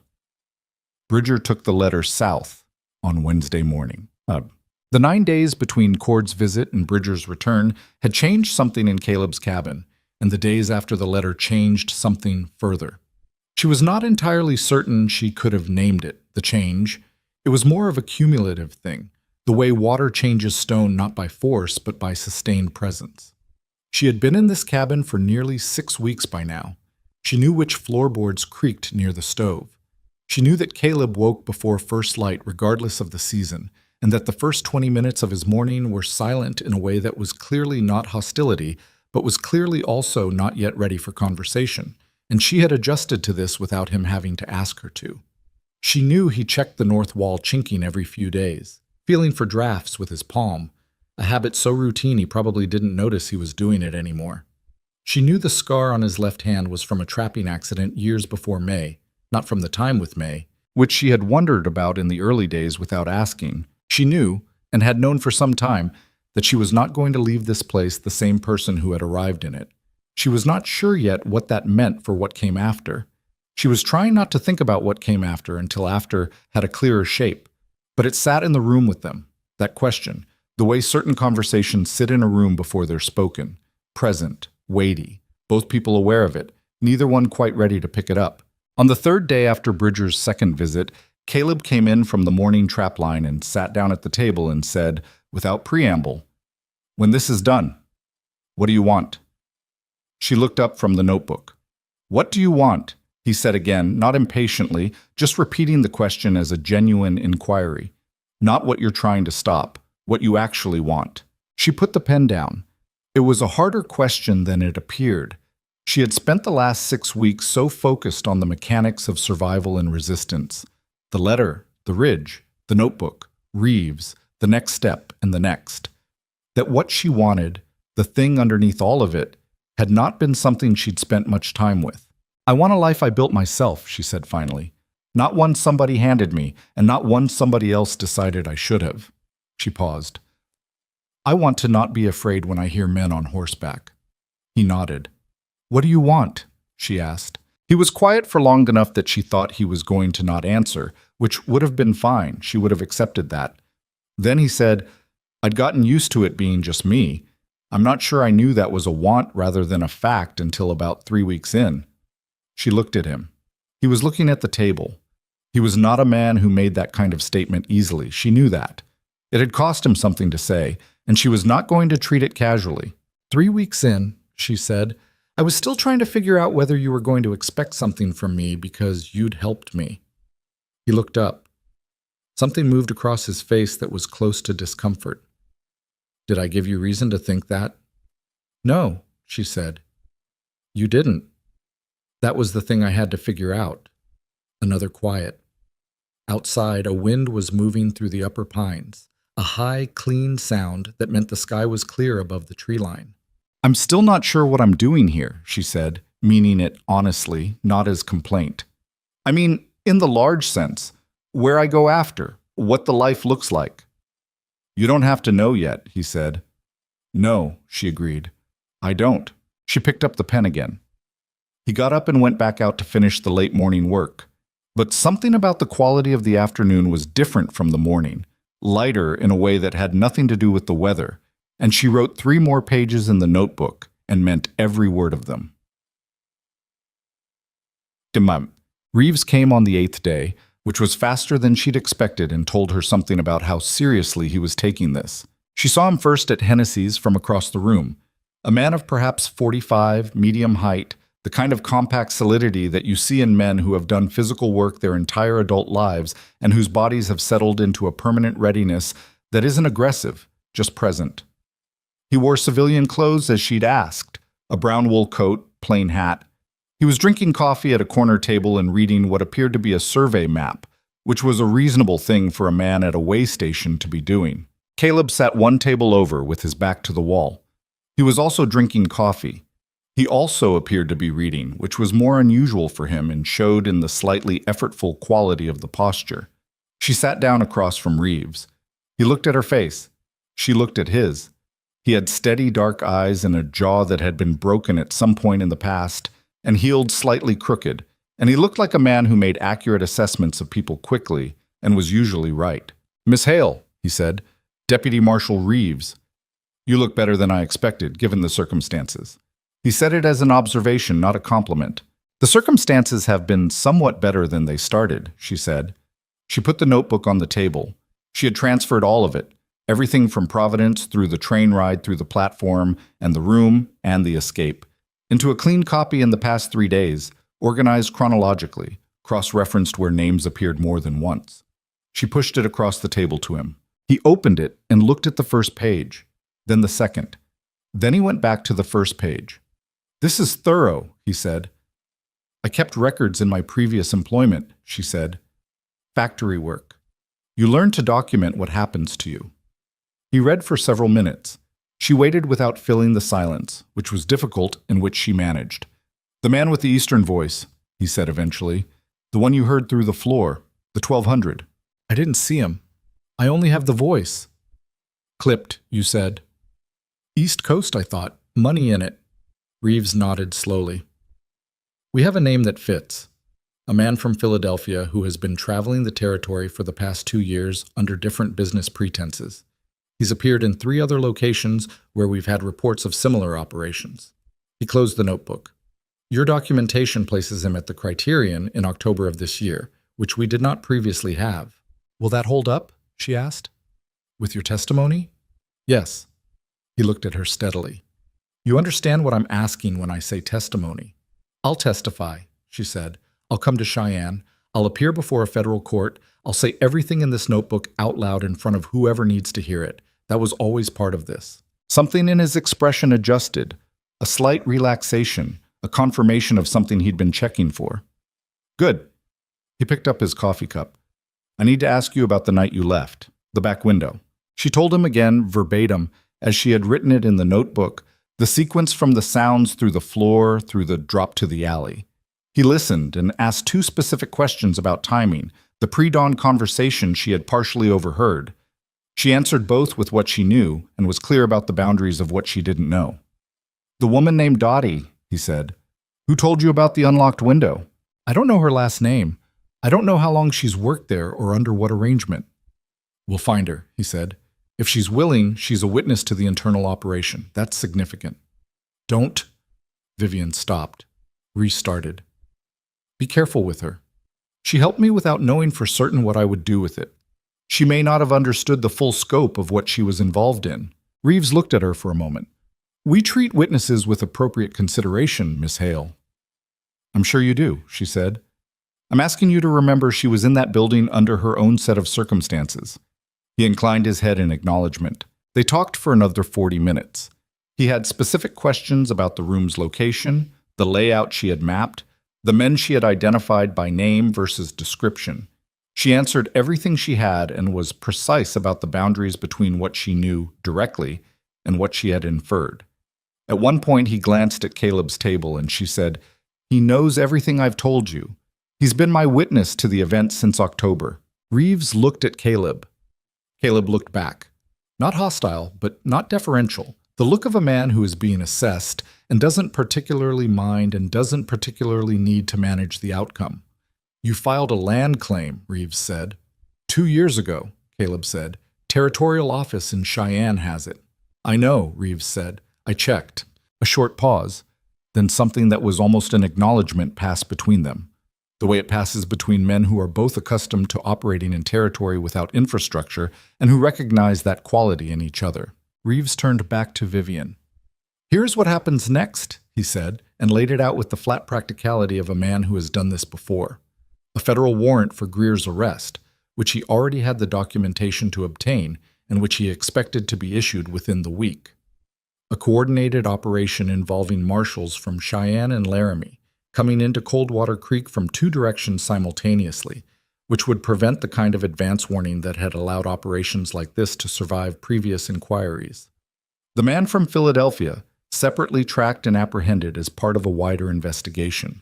Greer doesn't know I have a case this specific, Vivian said. He thinks I'm a runaway with a grudge and no credibility. That's in our favor, Reeves said. We'd like to keep it that way for another week. Can you guarantee that? He paused. We can work to ensure it. I can't give you a guarantee on what an informant inside his operation might tell him. Does he have informants inside yours? She asked. Reeves looked at her. We're being careful. That's not a no. No, he agreed. It's not. She held that. It was not a comfortable thing to hold, but it was an honest answer, and she had come too far to start preferring comfortable dishonesty over uncomfortable truth. What do I do in the meantime? She asked. Stay where you are. He glanced briefly toward Caleb. You're not easy to find, and the man with you is not easy to approach without notice. That's the safest arrangement you have right now. He paused. A week, Miss Hale. Maybe 10 days. Then it's done. She looked at the notebook on the table between them. 6 weeks ago, she had stepped off a train with a name written on a folded letter and $30 and a belief. Foolish in retrospect, but understandable in context, that the world could be navigated by good faith and practical decisions. She had been disassembled pretty thoroughly by the week that followed. The woman who had pressed her forehead against a cold train window and watched the mountains appear on the horizon had not had any idea what was in them. A week, she said. We'll move the moment the warrant clears, Reeves said. You have my word on that. She picked up the notebook. Keep it, she said. It's already copied. You'll need the original. He looked at it, then at her. He understood what she was giving him and the weight of what it meant. 6 weeks of her life, in her own hand, the record she had kept through a locked room, and a blizzard, and a mountain, and 31 days of not knowing whether any of it would matter. He put it inside his coat. Thank you, he said, and meant it, which she could tell. They rode back up through the late afternoon, the light going long and amber across the snow. She and Caleb did not speak much on the trail. He was watching the trees and the approach, and she was thinking, turning the meeting over in her mind, looking for anything she should have said or pressed harder on. Halfway up the slope, he said, How do you feel? Like I've been running a long time, she said, and I can see the end of the run, but I'm not there yet, and my legs are starting to know the difference. He made a sound that was not quite a laugh, but was adjacent to one. You'll make it. Probably, she said. You will, he said, and said it the way he said everything that mattered, which was flat and certain and without decoration. Like a man who has looked at the thing and made an assessment and is telling you the result. She looked over at him on the trail beside her, at the weathered profile, the set of his jaw, the way he moved through the snow with the particular ease of a man who has been in terrain like this for long enough that it has stopped being an obstacle and started being simply the ground. Caleb, she said. Yeah. After it's done. She paused, finding the shape of it. I'm not leaving the mountains. He looked at her, directly, fully, the way he rarely looked at anything that wasn't something he needed to understand. No? He said. No, she said. I don't think I am. He held her gaze for a moment. Then he turned back to the trail ahead, and she could not see his face anymore, but she saw the change in the line of his shoulders. A settling, a releasing of something that had been held without either of them naming it. Trail gets icy on the last section, he said. Step where I step. I know, she said. They climbed. The cabin appeared above them through the trees, smoke rising thin and steady from the chimney, the wood dark and square against the white of the slope. The mountains rose behind it into a sky going deep blue at the edges, the first stars arriving early the way they did at altitude. She had arrived in these mountains as cargo. She had nearly died in them. She had spent 6 weeks learning their rhythms and their dangers and the particular quality of their silence, which was not the silence of absence, but the silence of everything simply being what it was. Tree, rock, cold, sky, without apology or explanation. She looked at the cabin, at the smoke from the chimney. She had built something here. Not yet the whole shape of it, not yet the full life she had told Reeves she intended to have. But the foundation of it, the part you pour before you put up walls, the part that determines whether everything that goes on top of it holds. She had documentation in the hands of a federal marshal. She had a man beside her who had walked out to face armed riders with empty hands and had not flinched. She had a notebook's worth of truth going into the machinery of justice, which was imperfect machinery that moved slowly and sometimes broke down entirely, but which was moving. And she had her own name, Intact, which was more than Edmund Greer had bargained for when he saw a woman step off a train and believed she was the easiest part of his day. She reached the cabin door and opened it and went inside. The stove was still burning from the morning. She took off her coat. She sat down at the table. She opened the fresh notebook. She had bought 2 from the general store at Hennessy's while Reeves was getting his horse, and she wrote the date at the top of the first page. Then she wrote, "Meeting with Deputy Marshal S. Reeves. He has the notebook. He has the warrant. 1 week." She looked at what she had written for a moment. Then she wrote one more line underneath it. Not for Reeves, not for any official record, just for herself. "I'm still here." She left it at that. It was enough. You said, Part 5. Louis, viết 3.500 từ liên kết liền mạch với các phần trước trong câu chuyện và hội thoại tạo thành một câu chuyện liền mạch khi ghép lại. Part 5 Louis, viết 3.000 đến 3.500 từ liên kết liền mạch với các phần trước trong câu chuyện và hối thoại tạo thành một câu chuyện liền mạch khi ghép lại. Mỗi phần liền mạch với phần trước không giới thiệu lại câu chuyện ở đầu phần mới, liên kết các phần của câu chuyện một cách liền mạch, sử dụng câu chuyện tiếp giữa các phần, duy trì chủ đề, tránh ngắt quãng đột ngột, không sử dụng gạch đầu dòng hoặc tiêu đề phụ, phong cách kể chuyện Mỹ, Hoa Kỳ, giống văn giàu cảm xúc. Kể theo ngôi thứ 3, giữ đồ kịch tính không viết lan man, có quan điểm cá nhân, thông điệp, bài học, góc nhìn con người. Nhân vật không hoàn hảo, hội thoại tự nhiên, tránh ngôn ngữ văn chương sáo rơi và cụm từ AI điển hình. Viết như nhà văn chuyên nghiệp, không như AI cố gắng nghe sang. Có yếu tố con người, cấm miêu tả qua mượt mà và hoàn hảo, phần 5 giải quyết hết vấn đề và kết thúc trọn vẹn câu chuyện. Câu chuyện không nhắc đến Chúa. Lưu ý trả lời trong mục tin nhắn không nhảy sang document. Chi đần bắt buộc, không được xuất hiện trong nội dung truyền. Đây là một câu chuyện điện ảnh hoàn toàn hư cấu được tạo ra chỉ nhằm mục đích giải trí. Không đề cập hay ngụ ý rằng nó dựa trên sự kiện có thật, người thật hoặc câu chuyện có thật. Không sử dụng các cụm từ như dựa trên một câu chuyện có thật, theo ghi chép hoặc bất cứ điều gì tương tự. Tất cả các nhân vật, địa điểm, tổ chức và sự kiện phải hoàn toàn hư cấu. Show, More 13:17. Claude responded. Part 5. A New Life Forged in the Mountains. Part 5. A New Life Forged in the Mountains. The week Reeves had promised became 9 days, and the 9 days had a particular quality of suspended time that Vivian found harder to manage than any of the weeks before. Before there had been work to do, the letter to write, the ridge to climb, the meeting to prepare for. Now the work was done and the waiting was the only thing left. And waiting without occupation is the worst kind because it gives the mind too much room to run through everything that could go wrong.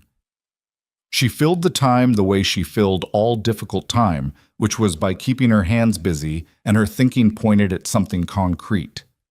She helped Caleb extend the lean-to on the south side of the cabin, which had been on his list of things to do before the real deep winter arrived, and which gave her 6 days of physical work that left her tired enough at night to sleep without lying awake running numbers. On the morning of the 9th day, Bridger came up the trail. She knew from his pace before he reached the clearing that something had happened. He moved with a purposeful quality that his usual visits didn't have. His freight run was not due for another week, which meant he had come up specifically, which meant he had something to say. Caleb was already at the door. Bridger stopped his horse and looked at both of them and said, without getting down, "It happened yesterday, early morning. 6 marshals came in from the South Road and 4 from the Laramie Pass simultaneously. Greer's people didn't have time to warn each other." He paused. Greer was arrested at the Criterion before 9 in the morning. Cord was taken at his boarding house. There were 3 others. I don't have all the names. He looked at Vivian directly. The man from Philadelphia was taken at the rail station in Laramie the same morning. Reeves coordinated it. She was holding the door frame with one hand. She realized this and let go. "Was anyone hurt?" she asked. One of Greer's men drew at the south entrance. Marshall took a graze on the arm, nothing worse. The man who drew is in custody. Bridger reached into his coat. "Reeves sent this." She took the envelope. Smaller than the first one, just 1 page. She read it standing in the cold. Miss Hale, arrests executed as planned this morning. Greer, Cord, and 4 associates in custody. W. Harlan, Philadelphia, taken at Laramie Station. Federal charges filed in territorial court. Your testimony will be required in Cheyenne. Date to be confirmed, likely 6 to 8 weeks out. You are no longer at risk from the named parties. Please confirm receipt.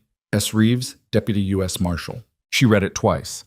Then she folded it and held it in both hands and stood in the cold morning air and looked at the mountains above the tree line, which were the same mountains they had always been, white and enormous, and entirely indifferent to what happened below them.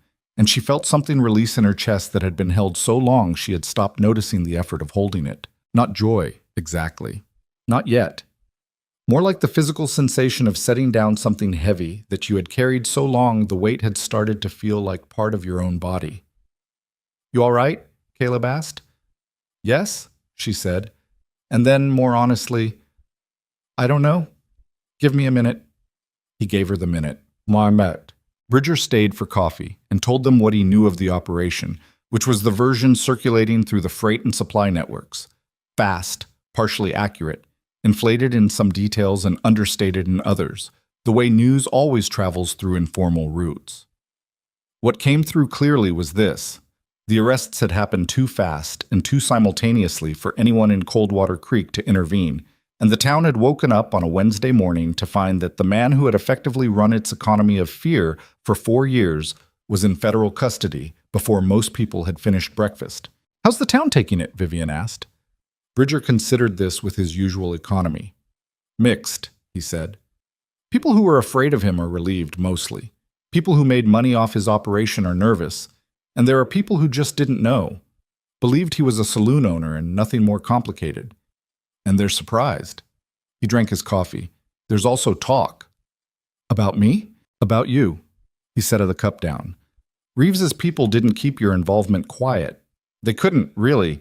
The charges reference your documentation and testimony. Your name is in the federal filing. She had known this was coming. She had accepted it weeks ago in the abstract. Hearing it stated plainly was a different thing. So Coldwater Creek knows I exist, she said. They know more than that. They know you documented the operation from inside a locked room and got the evidence out and brought the marshals in. He paused.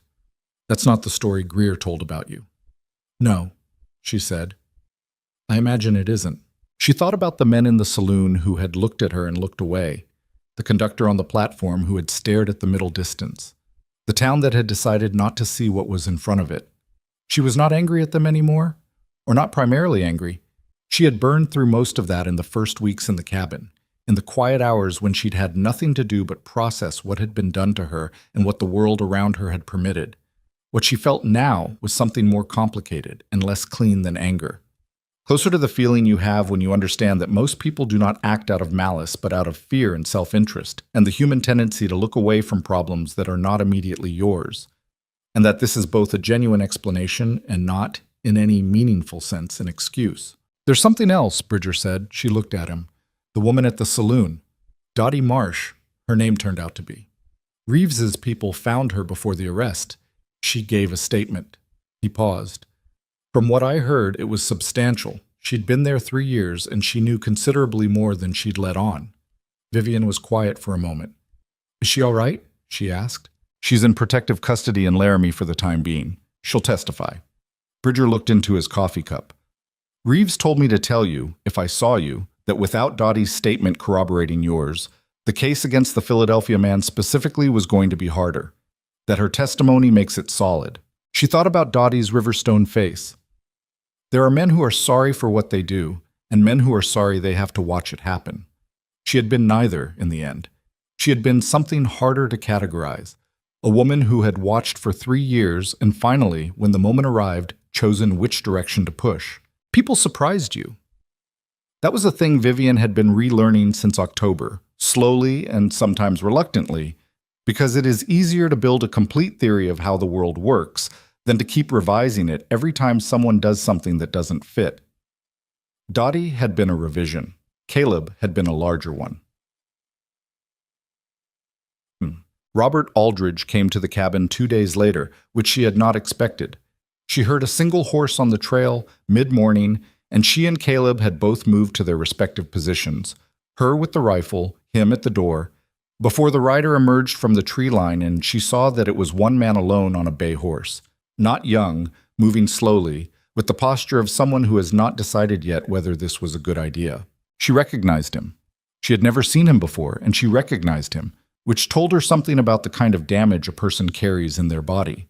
Caleb looked at her. "It's him," she said. He went out. She stood in the doorway. Aldridge was a man of perhaps 50, lean and gray-bearded, with the hands she had imagined when she read the letters. Large, work rough, a blacksmith's hands. He looked worse than his hands suggested, which was to say he looked like a man who had been drinking steadily for months, and who had stopped recently, and recently was not long enough ago to have fixed much. He pulled his horse up and looked at her in the doorway, and then at Caleb between them. "I'm not here to cause trouble," he said. His voice was hoarse. He stopped, seemed to reorganize. "I heard in town what happened, what you did." He was looking at Vivian now. "I wanted to..." Another stop. "I don't have a good word for what I wanted to do. Say something, I suppose." She looked at him for a long moment. He held it, which cost him something. She could see it costing him, the stain under the weight of being looked at by the person he had handed over to settle his debts. "You signed an agreement," she said. "That put me in that building." "Yes," he said. "You knew what the agreement was." "Yes," he said again, flat and final, not defending. She had thought about this conversation in the abstract, what she would say, how she would feel. She had imagined it as an occasion for the kind of confrontation that resolves things, the kind where the person who wronged you stands in front of you and accounts for it, and something settles. What she had not expected was how tired she would feel, looking at him. Not the tired of grief or the tired of anger. The tired of a woman who has spent 6 months on high alert and who recognizes, looking at this gray-faced man on his horse, that he is not the actual problem, never was. He was a transaction, a tool, a man with a debt who took the exit that was offered to him, and the man who offered it was the one now in federal custody. That did not make Aldridge innocent. She was clear about that, but it changed the weight of him. "I'm going to testify in Cheyenne," she said. "The agreement you signed will be part of the federal record. You understand that?" "I do," he said. "Is there anything you want to tell me that would be useful to that record?" He looked at her. Then he reached into his coat and produced a folded paper and held it out. Caleb took it and brought it to her. She unfolded it. It was a letter, handwritten, describing the arrangement he had made with Greer in detail.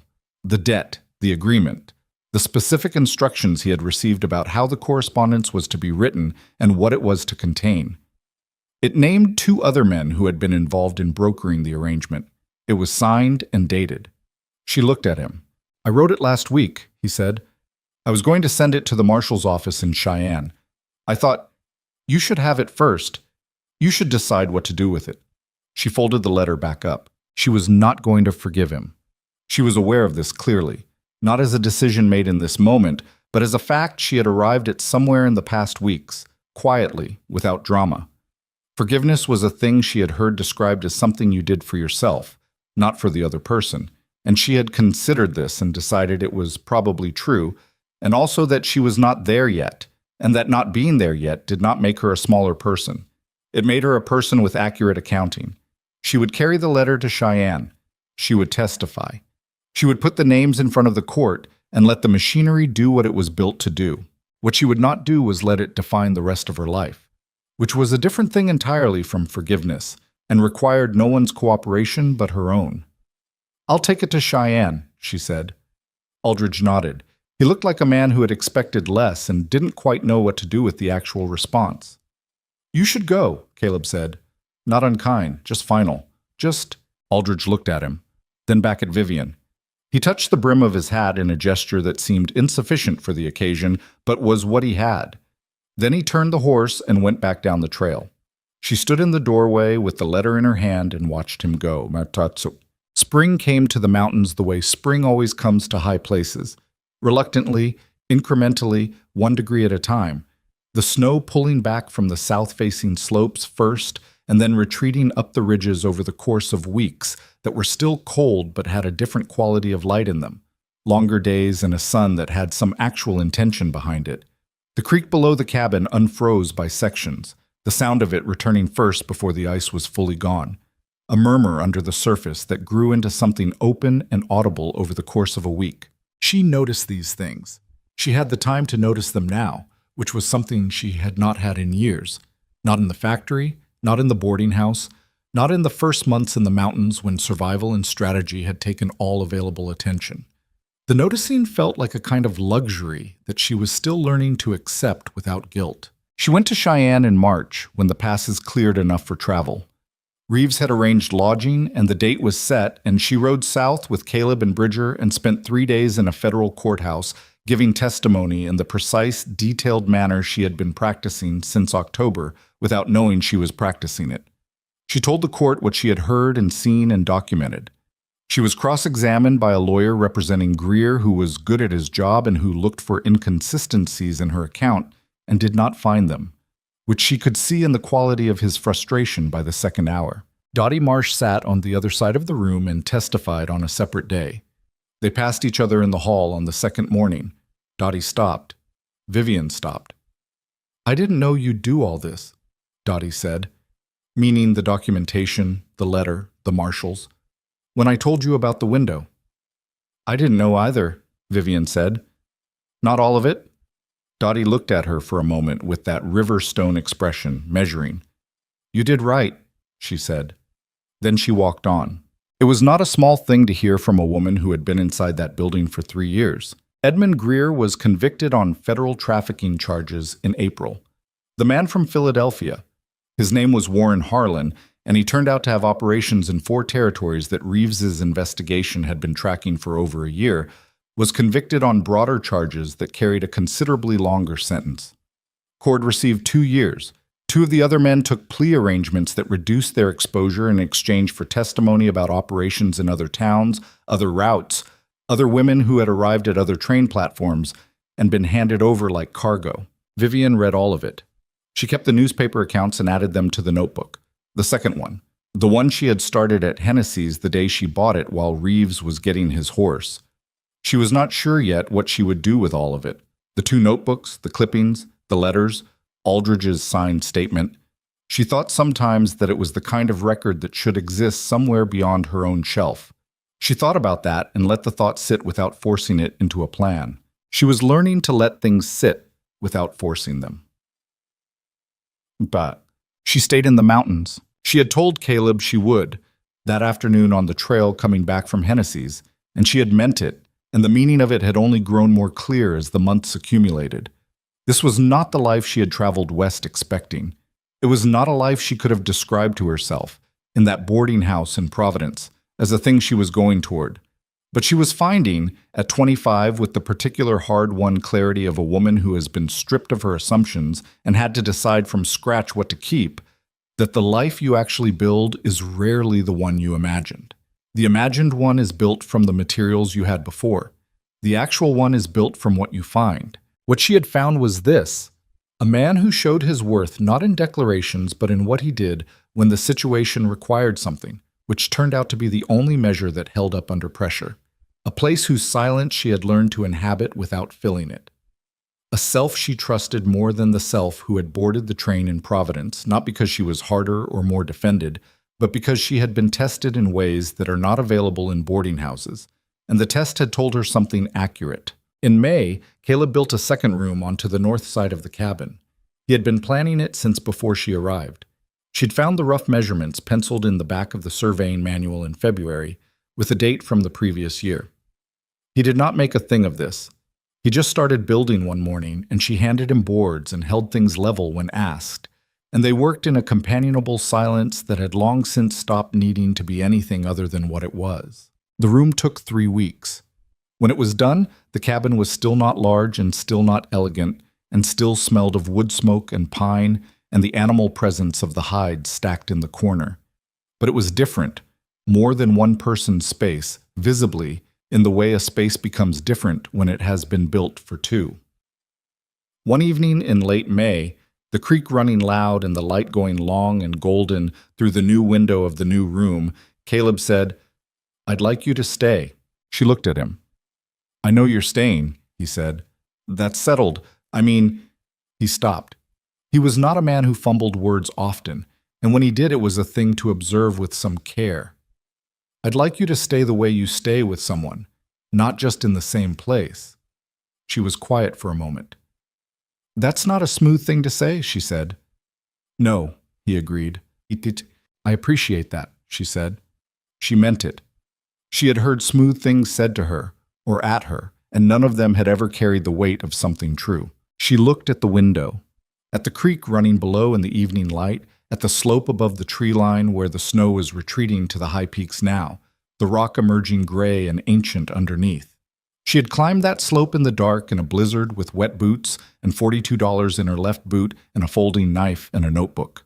She had come down from it with something she had not gone up with, which was the beginning of understanding what she was made of when the circumstances required it. I'd like that too, she said. The staying the way you stay with someone. He nodded. Then he looked at the creek, and she looked at the creek, and neither of them said anything else for a while, which was fine. They had never required words to fill the space between them, and they did not require them now. There is a particular kind of story that gets told about women who travel west in search of a different life. In most of those stories, the woman arrives and is rescued by a man, by circumstance, by some fortunate collision of events that restores her to a proper condition. The story ends when she is safe, which is understood to mean when she is settled, which is understood to mean when she belongs to something stable and larger than herself. Vivian Hale's story is not that story. She was not rescued.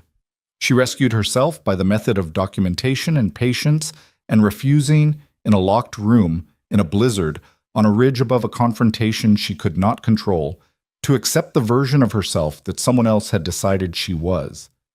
The man she found in the mountains did not save her. He handed her a pair of gloves and told her where the ice was and trusted her to step where she needed to step, and that turned out to be exactly the right thing to give a person who is capable of saving herself if you will simply stop getting in the way.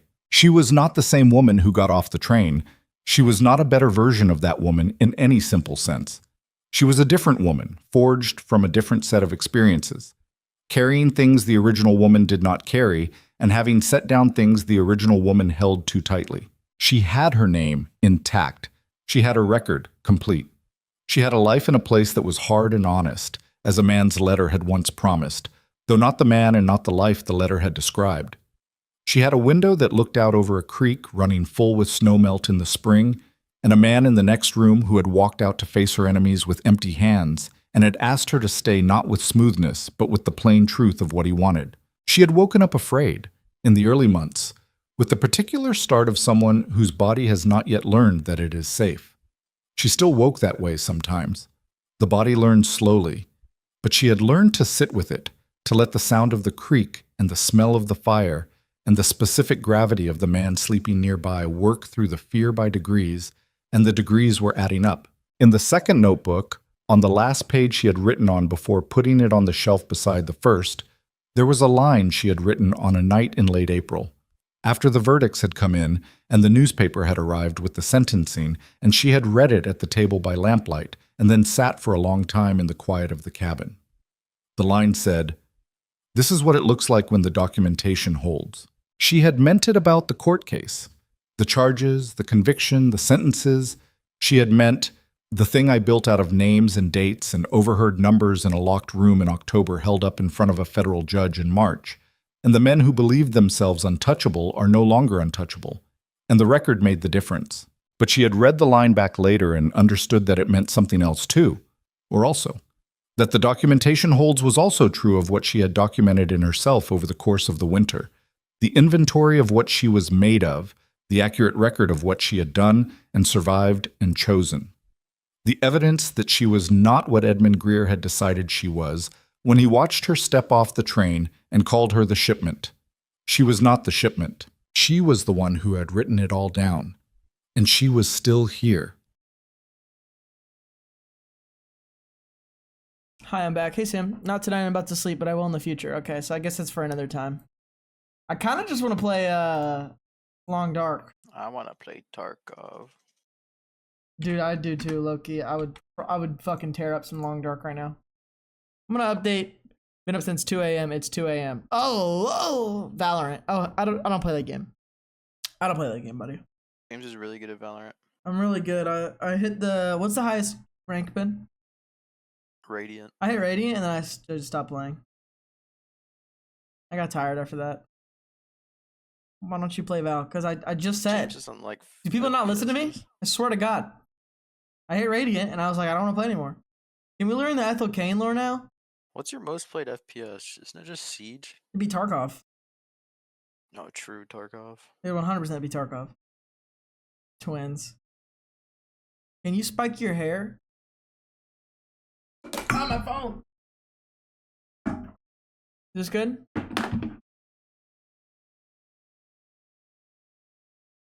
Can you play Val? No. Tell me how. No. No. More spike in the middle.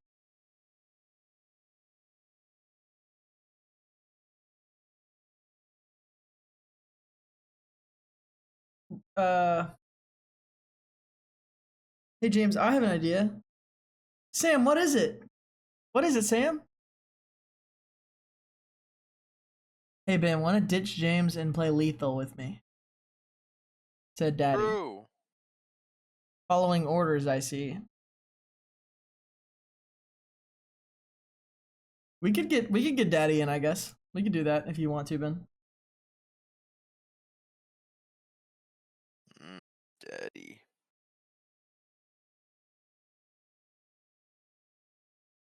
Yummy.